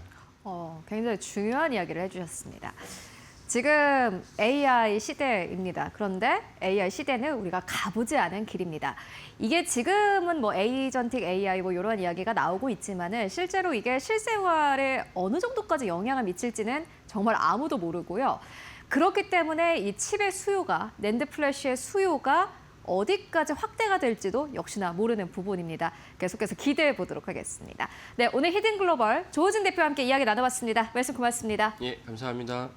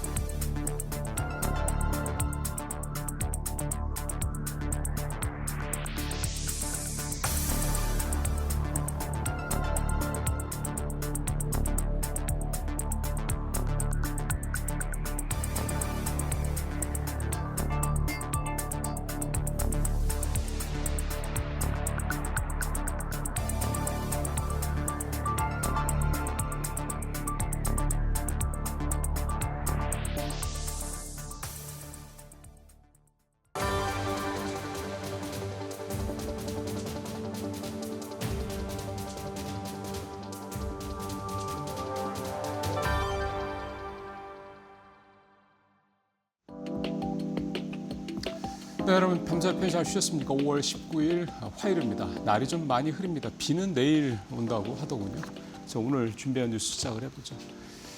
예, 삼성전자 노사 이 협상. 사실 이게 이제 지금은 우리 주식시장에 특히 이제 어제 같은 경우는 뭐 가장 국내 이슈로는 메인 이슈였다고 봐야 될 것 같습니다. 뭐 글로벌 이슈는 역시 국채 금리 문제지만 국내는 이게 메인이었는데 어제 일단 장 초반에 장이 좀 안 좋다가 한 4% 넘게 떨어졌죠. 그러다가 급반등을 하면서 5% 가까이 또 반등을 했다가 이제 물론 이제 약 강보합 정도 0.3% 정도로 이제 마감을 하긴 했습니다만 어제 코스피 상당히 변동성이 또 컸던 하루였는데 특히 어제 오전장 중후반에부터 이제 우리 시장이 이렇게 급반등을 하게 했던 가장 큰 이유는 역시 삼성전자의 파업이 발생하지 않을 가능성이 높다라는 기대감이었죠. 이재명 대통령의 SNS 글, 그다음에 수원지방법원의 가처분 인용 판결, 뭐 이 두 가지가 직접적으로 영향을 미쳤다 이렇게 좀 봐야 되겠습니다. 어제 사실상 이제 사후조정 뭐 이렇게 표현을 하는데 좀 말이 좀 어렵죠. 그냥 3차 협상이라고 말씀을 드리는 게 나을 것 같습니다. 오늘 4차 협상 10시부터 또 예정이 좀 돼 있고요. 오늘이 19일이고요. 내일이 20일이고 21일 날 좀 파업이 이제 예고가 돼 있는 상태죠. 그러니까 아직 협상의 시간이 적은 건 아닙니다. 물론 쟁점이 워낙 뭐 첨예하기 때문에 간극을 좁히는 게 쉬운 일은 아니겠습니다만은 지금까지 분위기는 노조 측이 파업을 강행한다는 얘기를 어제 법원 판결이 나온 이후에도 합법 투쟁을 하겠다라고 얘기는 했는데 여론은 싸늘하죠. 분명히 노조에서 이런 부분들, 그러니까 국민의 비판 여론이 상당히 좀 거세지고 있다는 부분들, 또 그게 단순히 미디어 쪽에서 나오는 뭐 노조에 대한 비판적인 기사들 때문이라기보다는 그것도 뭐 없잖아 있겠습니다만 그거보다는 사실 노조에서 나왔던 여러 가지 좀 노이즈들이 컸죠. 노조 집행 간부들의 부정적인 어떤 그런 발언들, SNS에서 올라오는 그런 내용들 요즘엔 다 노출이 됩니다. 그러니까 말을 함부로 하면 안 되는 상황이죠. 그런 것들이 사실은 여론을 더 악화시킨 가장 큰 이유라고 봐야 될 것 같습니다. 국민들을 등지고 잘 될 수는 없습니다. 이제 그걸 아마 삼성전자 노조원분들도 잘 아시지 않을까 생각이 좀 들고요. 또 회사 측에서도 이런 거를 악용을 해서 이런 거를 뭐 활용을 해서 뭐 협상에서 유리한 고지를 점령하겠다 뭐 이렇게 접근하면 협상 안 됩니다. 파업이 일어났을 경우 결국 가장 큰 손해는 회사가 지는 거기 때문에 지금 경영진들도 아마 그 책임을 면하기는 어려울 거고 이재용 회장이 삼성 노조 여러분 우리는 가족입니다라고 얘기했던 이유가 있겠죠. 이제 그런 부분들에 대해서 적정 수준에서 타협이 이루어지기를 기대를 하면서 어쨌든 오늘 10시부터 또 회의가 있을 거고요. 아마 그 내용이 또 실시간으로 어쨌든 시장에 또 삼성전자 주가에 또 전체 시장에 영향을 미치는 하루가 또 이어지지 않겠냐 생각이 좀 듭니다. 두 번째 얘기 가보죠. 여기 되게 재밌는 기사에서 가져왔습니다. 요즘에 아주 굉장히 내용이 굉장히 충실한 그런 기사라는 생각이 드는데 시장의 어떤 그 속내를 잘 간파를 했다는 생각도 들고요. 표를 한번 보시죠. 변동성이 굉장히 크다는 말씀을 여러 차례 드리고 있습니다. 요즘에 하루 평균 장중 변동성이 4.68%라고 합니다. 하루에 4, 5%가 왔다 갔다 한다는 얘기가 되는 거죠. 저점에서 고점까지. 우리 V-코스피가요. 우리 변동성 지수가 74입니다. 어제 기준으로. 이 변동성 지수가 70을 넘으면 하루 장중 변동폭이 4에서 5%가 그냥 일반적이라고 합니다. 월간으로 따지면 마이너스 20% 정도, 플러스 마이너스 20%. 그러니까 V-코스피가 70을 넘은 상태가 계속 유지된다고 그러면 하루에 플러스 마이너스 4, 5% 왔다 갔다 하는 건 그냥 당연하다고 생각을 해도 됩니다. 그러니까 이 변동성 자체에 대해서 막 뭐 시장이 큰일 나 이렇게 굳이 생각할 필요도 없다라고 이제 볼 수가 있는 거고요. 자, 이 앞서 이제 그림을 다시 좀 가서 말씀을 드리면 이게 무슨 얘기냐면 변동성이 큰 날 거래가 굉장히 많이 이루어졌다라는 겁니다. 이게 따지고 보면 증권사들한테 좋은 얘기가 될 것 같긴 한데요. 거래가 이제 왼쪽으로 이제 1월이나 이렇게 보면 거래가 적은 달은 변동성도 비교적 적었고요. 2.7%죠. 변동폭이 2% 초중반. 이때는 거래도 20조, 30조 정도였고, 근데 지금 5월 달 들어서 변동성이 5% 수준까지 급변동을 하면서 거래 대금이 52조까지 늘어났습니다. 그러니까 보통 이제 지난 3월 달 이란 전쟁이 한창일 때처럼 장도 안 좋고 변동성도 이렇게 뭐 커지긴 했습니다만 지금만큼 크지는 않았죠. 그럴 때는 그냥 거래가 확 줄었죠. 그런 반면에 지금은 거래도 확 늘고 변동성도 확 커졌다. 이렇게 좀 말씀을 드릴 수가 있겠습니다. 이거는 이제 이게 도대체 이게 뭘 의미하는 거냐? 힘겨루기죠. 많이 올랐기 때문에 단기간에 이제 팔겠다는 심리가 팽배해 있는 상황에서 이제 이런 여러 가지 노이즈들, 국채금리, 뭐 삼성전자 파업, 뭐 이란 전쟁 관련된 이런 뭐 안 좋은 얘기들, 뭐 부정적인 얘기들, 또 뭐 케빈 워시라는 새로운 연준 의장의 뭐 또 취임 등등등 막 시장에 사실 이렇게 편하지 않을 여러 가지 노이즈들이 한꺼번에 겹쳤습니다. 근데 이런 모든 노이즈들이 노이즈로 보이는 가장 큰 이유는 그동안 오른 게 너무 크기 때문입니다. 코스피가 80% 가까이 올랐으니까요. 그렇기 때문에 노이즈가 생길 수밖에 없는 거고 그 노이즈들이 커 보이는 거고요. 그러다 보니까 변동성이 커지는 거고 변동성이 커지는 상황에서 거래가 늘었다는 얘기, 거래 대금도 늘고 거래량도 늘었다는 얘기는 팔겠다는 사람도 많고 이런 상황을 활용해서 조정을 활용해서 사겠다는 사람도 많다는 얘기가 되겠습니다. 그러니까 이건 굉장히 자연스러운 현상이다 이렇게 좀 봐야 될 것 같고요. 만약에 시장에서 투자자들이 이탈한다 그러면은 거래가 이렇게 늘지는 않겠죠. 팔겠다는 사람은 많은데 사겠다는 사람이 없을 테니까요. 근데 지금은 팔겠다는 사람도 많지만 사겠다는 사람도 많다. 그게 현재 우리 시장의 이 화라산 같은 그런 모습이다. 이렇게 좀 볼 수가 있겠고 이거를 이제 어떻게 판단하고 어떻게 활용하냐는 결국 투자자들의 판단입니다. 지금 뭐 시장에서 나오는 얘기들 뭐 다양하게 나옵니다만 지금이 저가 매수의 기회다라고 보는 시각도 있지만 신중해야 된다는 시각도 굉장히 많이 나옵니다. 오늘 아침에 뭐 시티 쪽에서 나온 얘기를 보니까 한국 시장이 뭐 워낙에 단기간에 과열돼 있다. 그래서 지금은 한 절반 정도 이익을 뭐 실현을 하고 뭐 관망을 할 타임이다. 그렇게 얘기를 하는 데도 있고요. 아시겠지만 엊그제 뭐 노무라 증권 같은 데는 400만 원 얘기하고 뭐 59만 원 얘기하고 있지 않습니까? 그게 지금 팔라는 얘기일까요? 그렇지는 않을 겁니다. 아마. 물론 이제 단기 트레이딩을 하는 뭐 이런 부분들, 이런 플레이어분들한테 해당되는 얘기는 아니고요. 보편적인 투자자분들한테 해당되는 얘기입니다. 하여간 이런 식으로 시장의 변동성이 커지는데 이거가 너무 이거에 대해서 현혹되실 필요는 없다. 변동성이 커진다는 얘기는 그만큼 시장이 꿈틀꿈틀 가다고 있다는 얘기고 굉장히 팔겠다는 사람과 사겠다는 사람이 충돌했기 때문에 이렇게 해석을 하시면서 조금 더 냉철하게 시장을 보실 필요가 있다. 이 말씀을 드리는 겁니다. 자, 짧게 하나 더 두 개 가죠. 이거는 일본 국채금리인데요. 앞서 말씀드린 대로 일본의 국채금리뿐만 아니라 글로벌 국채금리의 상승세는 전 세계 시장에 악재가 좀 되고 있습니다. 오늘도 국채금리가 오늘도 막 춤을 췄죠. 미국 국채금리도 4.5% 후반까지 내려오긴 했습니다만 뭐 4.6% 왔다 갔다 합니다. 10년물 기준으로. 30년물은 계속 무겁죠. 5%가 넘는 상황이고요. 일본의 10년 국채금리 2.8% 상승한 거는 일본이 좀 이런 상황에서 자꾸 또 뭐 추경까지 한다고 하니까 우리랑 똑같습니다. 우리도 고유가 피해 지원금 추경으로 만들어서 지금 지원하는 거 아닙니까? 근데 일본도 마찬가지입니다. 아마 우리가 그것 때문에 내수도 좀 뭐 효과가 좀 있고 이런 것들을 보고 약간 좀 활용하는 게 아니냐 좀 뭐 생각도 좀 들긴 하는데 어쨌든 일본이 국채금리 이렇게 올라가니까 일본 시장도 좀 어제 주춤했죠. 니케이 지수도 6만 원대를 지키긴 했는데 좀 불안불안해 보입니다. 뭐 미국 시장도 마찬가지고요.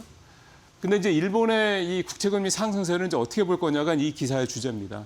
부정적으로 봐서 시장이 흔들리는 거는 맞다. 근데 일본이 지금 일본의 경제 상황을 보면 일본도 역시 좀 반도체나 이 AI 관련주들을 중심으로 해서 좀 굉장히 성장을 하고 있다라는 겁니다. 그러니까 일본의 물가가 올라가고 있는데 일본의 물가가 올라가고 있는 게 성장이 뒷받침된 상승이라는 거죠. 우리랑 똑같습니다. 우리가 지금 연내 뭐 3% 성장권 얘기까지 나오는데 과열이라고 일본에서 얘기를 하죠. 그래서 한국은행이 금리 인상 얘기가 나오는 건데 결국 우리가 성장률이 왜 올라가느냐 이게 중요한 거죠. 우리도 똑같지 않습니까? 반도체랑 AI 관련된 거.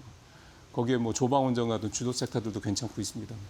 그러니까 그런 경우에 인플레 그런 상황에서 그러니까 국가가 성장하는 데서 가져오는 인플레 이거는 굉장히 자연스러운 거라는 거죠. 그래서 일본의 이 금리 상승을 너무 부정적으로 볼 필요는 없다 이런 얘기도 나오고 있고 일본의 국채금리가 10년물이 2.8%고 지금 미국은 지금 4.6% 정도 되지 않습니까? 2%포인트 가까이 지금 격차가 있죠. 그래서 일본이 국채금리가 올라간다고 그래서 미국보다 한참 낮기 때문에 뭐 갑자기 일본의 주식시장이 빠져서 뭐 미국으로 가는 등등 또는 주식시장에 돈이 뭐 대규모로 빠져서 채권 시장을 하는 등등 그 정도까지는 아직 아니다. 그게 이 기사의 메인 포인트다. 이렇게 보시면 되겠습니다. 국민성장펀드 얘기가 나왔길래요. 이제 22일입니다. 그래서 얼마 안 남아서 이번 주 금요일 날 출시가 되죠. 그래서 짧게 이 표만 말씀드리고 이제 마무리하겠습니다. 자, 국민성장펀드 핵심 내용은 저렇죠. 5년간 이제 국민성장펀드라는 게 150조 규모로 이제 출시가 되는데 총 조성 규모는 이번에 이제 실제로 국민들한테 펀딩을 받는 게 6천억이고 정부에서 1,200억을 해서 총 7,200억짜리가 되고요. 이 국민성장 참여형 국민성장펀드의 핵심은 20%까지 손실을 정부가 보전을 해준다라는 겁니다. 그러니까 예를 들어 20% 손실이 났다. 그러면 나는 손실이 없는 겁니다. 투자자는 국민은. 그다음에 21% 손실이 났다. 그러면 내 손실은 1%가 되는 거죠. 그러니까 이런 부분들이 이례적인 그동안에 보기 힘들었던 그런 구조의 펀드가 되겠고 세제 혜택 뭐 굉장히 좋죠. 투자 한도도 저렇게 전용 계좌로 할 경우에는 뭐 5년간 2억, 연간으로는 1인당 1억 이렇게 되고요. 조건이 조금 까다로울 수 있긴 합니다만 대신 그만큼 혜택도 큽니다. 그리고 이게 투자하는 게 대부분 이제 AI라든가 우리나라의 국가 전략 산업들 있죠. 뭐 코스닥 쪽에서는 바이오가 대표적이고 뭐 전력 등등등 하여간 AI 관련 이렇게 쭉쭉 잘 나왔죠. 이렇게 되기 때문에 일단 방향이 되게 긍정적인 부분들이 많다는 것도 좀 참고하시길 바라겠습니다. 자, 22일 이번 주 금요일 날 출시가 됩니다. 한번 며칠 남았으니까 좀 검토해 보실 필요가 있을 것 같습니다. 마치겠습니다.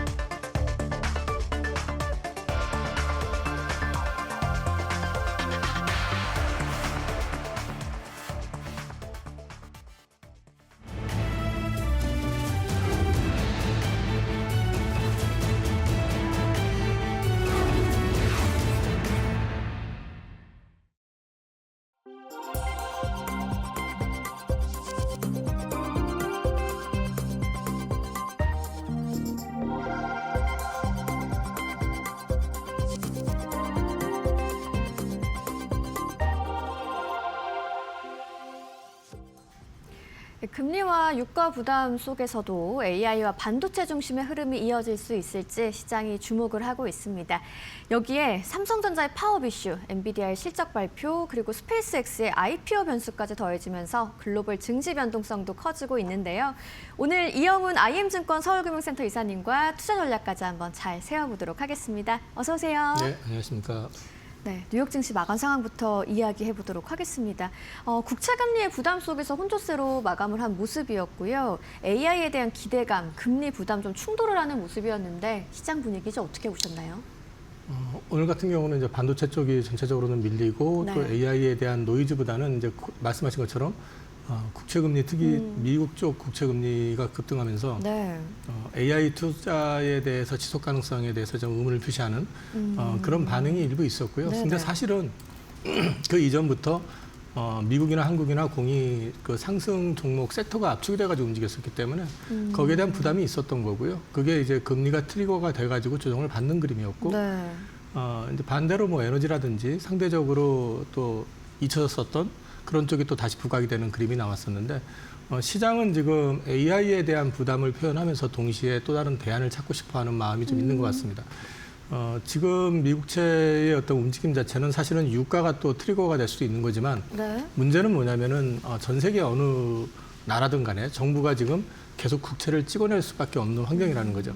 그래서 이게 유가하고 맞물려 버렸을 경우에는 자칫하면 나중에 큰 노이즈가 될 수도 있기 때문에 향후에도 계속해서 이 국채의 어떤 흐름이랄까 이런 것들은 계속해서 모니터링 하셔야 될 것 같습니다. 네. 국채금리 이야기 해주셨는데 또 다음 질문으로 한번 이어가 보도록 하겠고요. 또 그 시게이트 경영진 발언 이슈도 좀 시장에 영향을 주는 분위기였을까요? 뭐 울고 싶은데 뺨 맞은 격이라고 생각하시면 되고요. 네.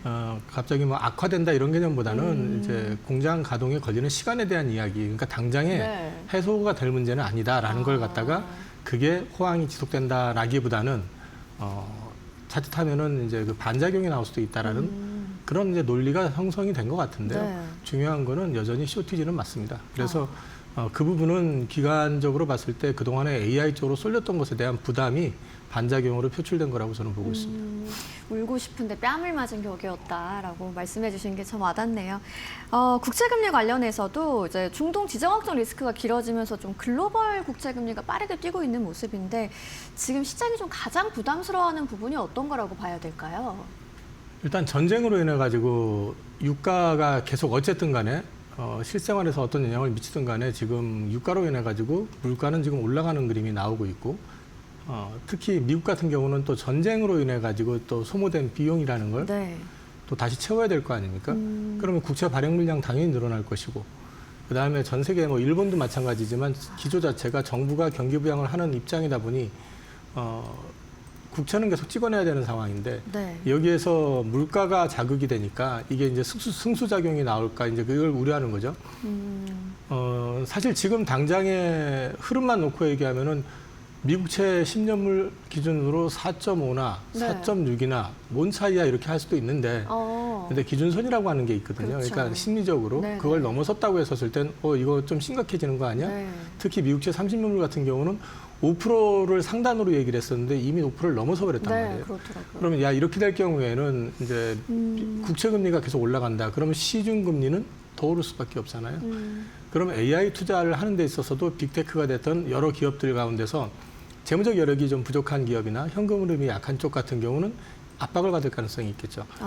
또 사모펀드 이슈 잠깐 지나가긴 했었지만은 사모펀드 같은 경우도 이거 다시 리밸런싱 하는데 문제 생기는 거 아니야? 네. 라는 우려가 나올 수도 있고. 그러니까 이런 금리의 어떤 고공행진이 지속된다고 했을 경우에는 우리가 그동안 좀 보고 있으면서도 그래도 좀 컨트롤이 되고 있다라고 생각을 해가지고 잊고 있었던 잠재된 리스크가 계속 부각이 될 가능성은 있거든요. 그래서 국채 수익률과 관련된 부분들은 앞으로도 계속해서 모니터링을 하셔야 될 것 같습니다. 네. 뭐 금리와 유가 부담이 커진 가운데 뭐 AI 투자 사이클 자체는 이어지고 있다고 볼 수 있을 것 같은데 유가의 방향성이 굉장히 또 핵심 변수이겠죠, 계속. 그래서 저는 그 시장이 종전 베팅을 했는데 트럼프가 또 갑자기 이란을 폭격하겠다고 하니 유가가 다시 튀기 시작한 거고 네. 이게 전체적으로 또 미국채를 자극한 측면이 분명히 있거든요. 저는 여전히 트럼프 대통령이 이란을 공격을 하겠다고 얘기하는 것이 실현이 될지에 대해서는 개인적으로는 조금 의문이긴 한데 네. 최대한 압박을 해서 더 많은 걸 받아내고 싶다라는 느낌으로만 저는 이해를 하고 있지만 이게 만약에 실현이 된다고 했었을 땐 시장이 생각보다는 조금 더 충격이 있을 수 있다. 그건 염두에 두시고 보셔야 될 것 같습니다. 네, 뭐 또 트럼프가 장 마감 1시간 정도 앞두고 이란에 대한 공격 보류하겠다라고 얘기하면서 막판에 또 저가 매수세가 유입되는 모습도 있었습니다. 이제 우리 시장 한번 이야기해 보겠습니다. 어제도 코스피가 장 초반에 사이드카가 발동될 정도로 좀 크게 흔들렸는데 이 외국인 매도세가 상당히 강했던 상황에서 결국 반도체 중심으로 낙폭을 좀 회복하는 분위기였습니다.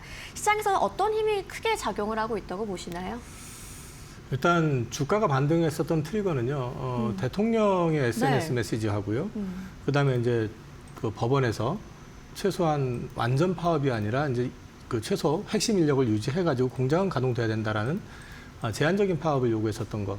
이런 것들이 일단 센티를 좀 안정시키면서 오른 건 사실입니다. 근데 이제 지켜보시면은 그렇게 네. 해서 올라가면은 외국인들도 다행이다 하고 삼성전자를 열심히 사줘야 되는데 팔았습니다. 그러니까 지금 외국인들이 왜 이렇게 많이 팔아? 이렇게 네. 이제 의문을 가지신다면은 그거는 반도체 주가를 보시면 됩니다. 반도체 주가만 급등을 해왔었기 때문에 네. 펀드 내에서 비중이 반도체 쪽이 지나치게 커지게 되면 그 펀드는 기계적으로 비중을 줄일 수밖에 없습니다. 근데 다른 건 빠지고 반도체만 계속 올라가니 그쪽을 계속 팔 수밖에 없는 게 현실인 거죠. 그래서 반도체 쪽을 파는데 또 우리는 대기 수요라고 해서 새로운 자금들이 많이 들어왔잖아요. 그 자금들이 주로 또 반도체만 사니까. 그러니까 외국인들 입장에서는 안 줄일 수가 없는 거죠.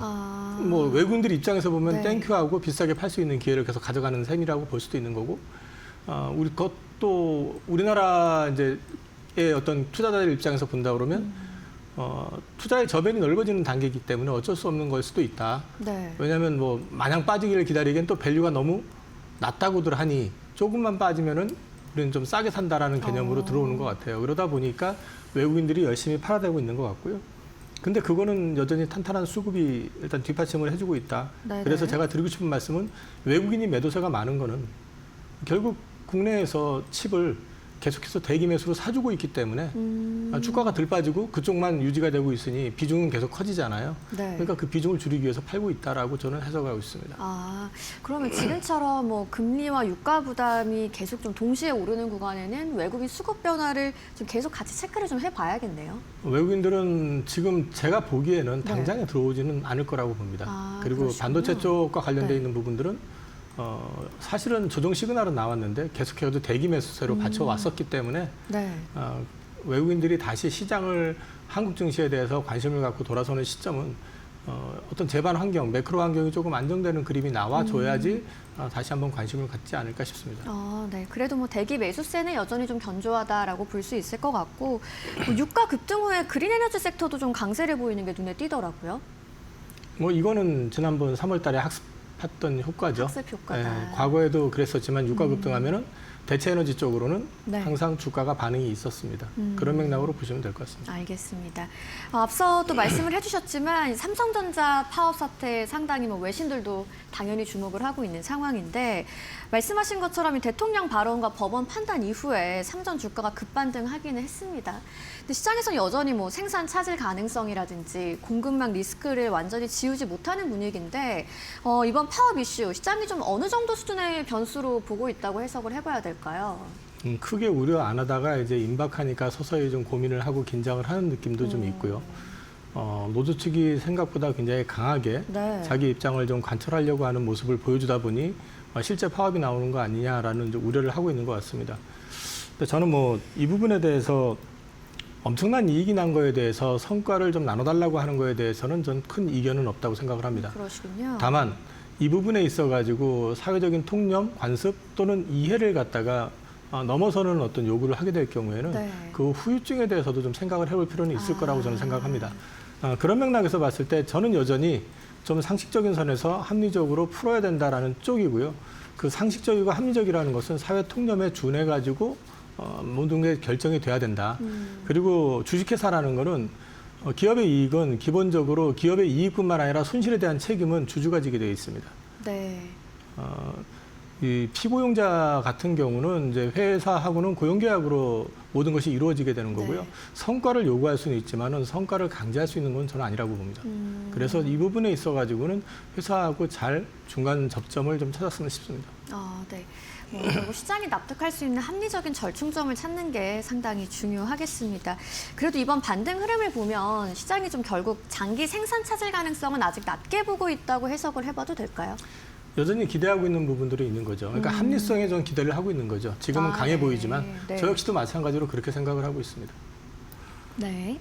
한편 또 노무라 증권이 이른바 59만 전자, 400만 닉스 전망까지 내놓으면서 시장이 또 다시 반도체 업황 기대를 키우고 있는 분위기인데요. 이런 전망의 근거는 어디에 있다고 보시나요? 이익의 연속성, 지속 가능성에 대해서 기대를 하고 있다는 거죠. 지금 이제 그 전에도 제가 멀티플 조정 가능성 네네. 길게 보면 그 얘기를 했었는데 그 얘기를 제가 사실은 제일 먼저 꺼낸 건 아니지만 네. 제가 그 얘기 꺼내고 나서 안 좋은 소리 되게 많이 들었거든요. 그러셨어요? 반도체에 대해서 네. 사이클 산업이고 이게 되게 민감도가 심한데 무슨 소리냐부터 시작을 해가지고 근데 저는 이 부분에 있어가지고 이번 AI 사이클은 네. 투자로 끝나는 게 아니라 이게 확산까지 이어져야 되기 때문에 생각보다 길어질 가능성이 있다라고 여전히 생각을 하고 있고요. 그 부분에 대해서 노무라라든지 JP모건이라든지 이제 서서히 관심을 갖고 있는 거 아니냐. 그 가운데서 특히 이제 장기 공급 계약 얘기 계속 나오고 있는데 그것을 선택을 빅텍이 하는 게 아니고 삼성이나 하이닉스가 한다는 것도 주목해 보실 필요가 있습니다. 그리고 HBM 수요가 네. 지속되는 한 그 레거시 쪽으로의 투자는 많아지기가 쉽지 않습니다. 이유는 뭐냐면 HBM은 업그레이드가 되면 될수록 이 수요는 높아지기가 어렵습니다. 그만큼 공정이 어려워지기 때문입니다. 그러면 거꾸로 말씀을 드리면은 웨이퍼 투입량 자체는 HBM 쪽에서 상당 부분 계속 잡아먹을 가능성이 높다는 거죠. 네. 그래서 레거시 쪽으로 갔을 때는 물론 설비 투자하고 늘리기는 하겠지만은 그쪽을 파격적으로 늘리기는 쉽지 않다. 지금 구조가 그렇다는 얘기고 이 시장 자체를 그렇다고 해서 빅테크라고 하는 여타 회사들이 넘보면서 들어올 수 있겠느냐 그것도 쉽지 않다라는 거죠. 네. 엄청난 설비 투자 자금도 필요하지만 거기에 따른 기술력도 필요합니다. 그렇기 때문에 여기는 진입장벽이 명확한 시장이고 글로벌 빅3가 시장을 주도하고 있는 거는 상당 기간 지속된다고 보면 이 부분에 있어가지고는 저는 생각보다 길게 갈 가능성을 시장은 좀 관심을 갖기 시작한 걸로 해석하고 있습니다. 네, 알겠습니다. 또 이제 시장이 주목하고 있는 게 바로 이번 주에 있을 엔비디아의 실적 발표입니다. 전 세계 증시가 정말 촉각을 곤두세우고 있는데 시장이 좀 어느 정도 수준의 실적을 기대하고 있는 건지도 궁금해요. 워낙 좀 기대가 큰 것 같은데. 근데 지금 전 개인적으로 그래요. 지금 엔비디아는 실적 발표가 네. 서프라이즈가 나와도 그럴 줄 알았어라고 반응할 네. 것 같습니다. 이제는. 네네. 그리고 포워드 가이던스 역시도 시장 전망치를 넘어서는 숫자가 나와야지 그것도 살짝 넘어서는 게 아니라 많이 나와야지 시장이 네. 반응을 하지 지금은 이미 상당 부분 반영이 돼 있는 느낌인 것 같아요. 그래서 저는 앞서도 제가 잠깐 말씀드렸었던 건 반도체 쪽 섹터로 쏠렸던 현상에 대한 부담이 좀 풀려나가는 시점이 아니겠느냐. 그래서 저는 약간 기간 조정 이런 쪽으로 네. 저는 좀 보고 있습니다. 그러면 이제 엔비디아 실적 잘 나오는 건 너무 당연하다라는 분위기인데 그럼 실적보다도 AI 투자 지속 가능성 쪽으로 좀 주목해서 보는 분위기가 될까요? 네, 이제 어떻게 발언을 할 것이냐. 그리고 이번에 중국에서 사실상 얻은 게 없잖아요. 네.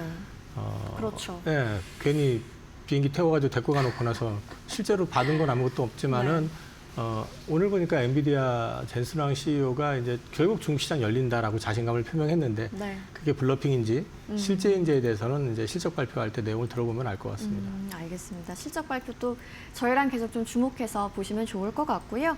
스페이스X의 IPO 일정이 또 예상보다 빨라졌습니다. 6월 12일로 이제 예정이 돼 있는데 관련주들까지 들썩이는 분위기가 있는 것 같아요. 글로벌 증시 입장에서 어떤 변수로 해석을 해보면 좋을까요? 통상적으로 이렇게 대형 기업의 상장은 증시의 수급을 좀 분산을 시키고요. 네.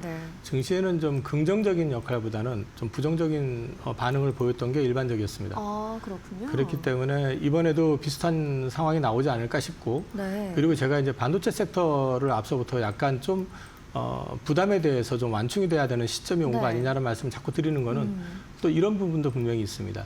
그러니까 지금 반도체가 워낙에 급등을 했기 때문에 거꾸로 이런 스페이스X와 같은 우주 기업이 상장이 된다고 했었을 때 시장의 주목이 그쪽으로 넘어가게 되면은 차익이 생각보다 많이 나올 수도 있다. 그래서 네. 저는 이게 좀 시장을 좀 분산시키면서 기간 조정을 받게 하는 그 요인이 될 가능성도 있다고 보고 있습니다. 앞서 말씀하신 뭐 반도체 자금이 좀 분산될지 여부를 확인해야 된다라는 게 이 스페이스X 상장 이슈로도 연결이 되겠군요.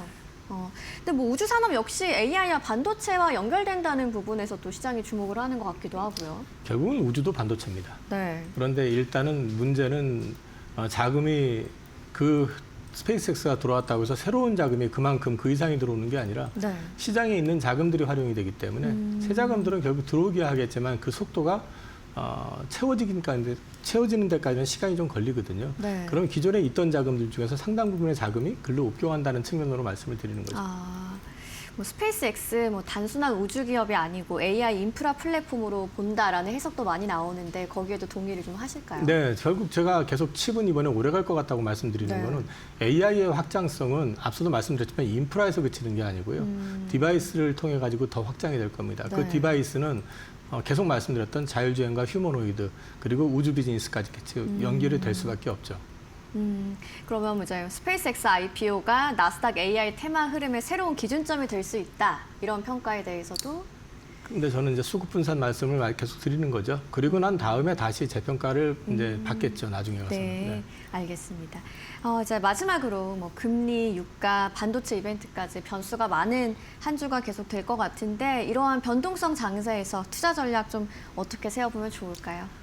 지금이 지수 고점대라 그러면 물론 현금을 많이 만드는 게 중요한데 개인적으로는 아직까지는 AI 사이클이 말씀드린 것처럼 네. 인프라 투자의 어떤 중간 단계 정도로 좀 보고 있기 때문에 네. 여전히 주도주 쪽은 홀딩하는 게 맞다라고 개인적으로 생각을 하고 있고요.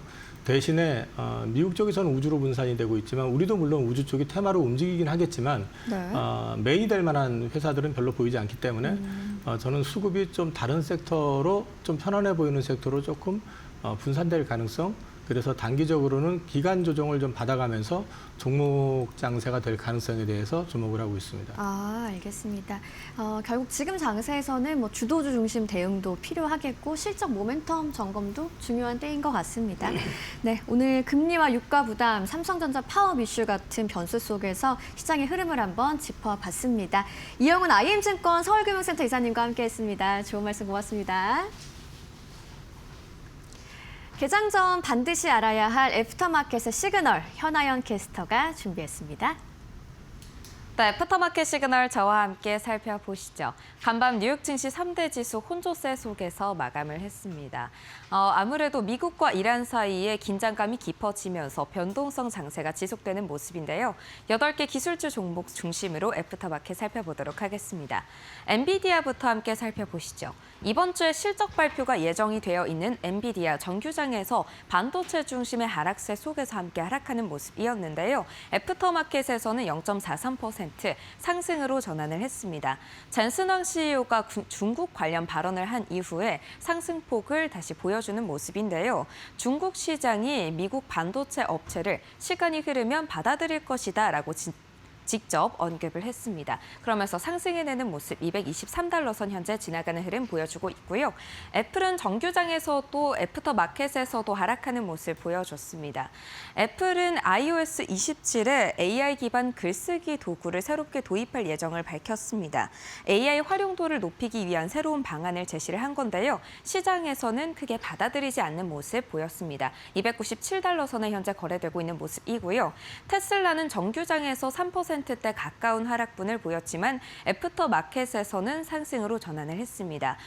두 가지 악재가 전해졌던 하루였습니다.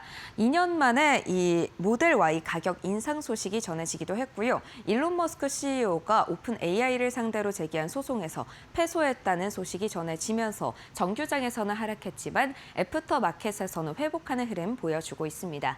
또 알파벳은 정규장에서 소폭 하락했지만 애프터마켓에서 상승해내는 모습 보여주고 있는데요. 이번 주에 캘리포니아에서 열리는 구글 개발자 컨퍼런스를 앞두고 투자자들의 투자 심리가 개선되는 흐름을 보여주고 있습니다. 애프터마켓에서 0.29% 상승하면서 394달러 선 지나가고 있습니다. 마이크론 최근의 흐름이 안 좋았습니다. 정규장에서는 5%대 하락분을 보여줬는데요. 현재 애프터마켓에서는 1.26% 상승해내면서 689달러 선에 거래되고 있습니다. 이어서 다음 시그널 함께 살펴보시죠. 네, 다음 시그널 함께 살펴보도록 하겠습니다. 유가 흐름 먼저 살펴보도록 하시죠. 미국과 이란 사이의 긴장감은 지속되는 흐름이 보여지고 있습니다. 다만 트럼프 대통령이 내일로 예정됐던 대이란 공격을 연기하겠다라고 밝혔습니다. 그러면서 호르무즈 해협 관련된 협의가 계속 진전되고 있는 걸로 보이는 상황인데요. 그러면서 유가가 하락으로 전환했습니다. 102달러 선의 거래가 되고 있고요. 금 가격은 0.18% 상승하면서 4,500달러 선에 거래되고 있습니다. 이어서 다음 시그널 함께 살펴보시죠.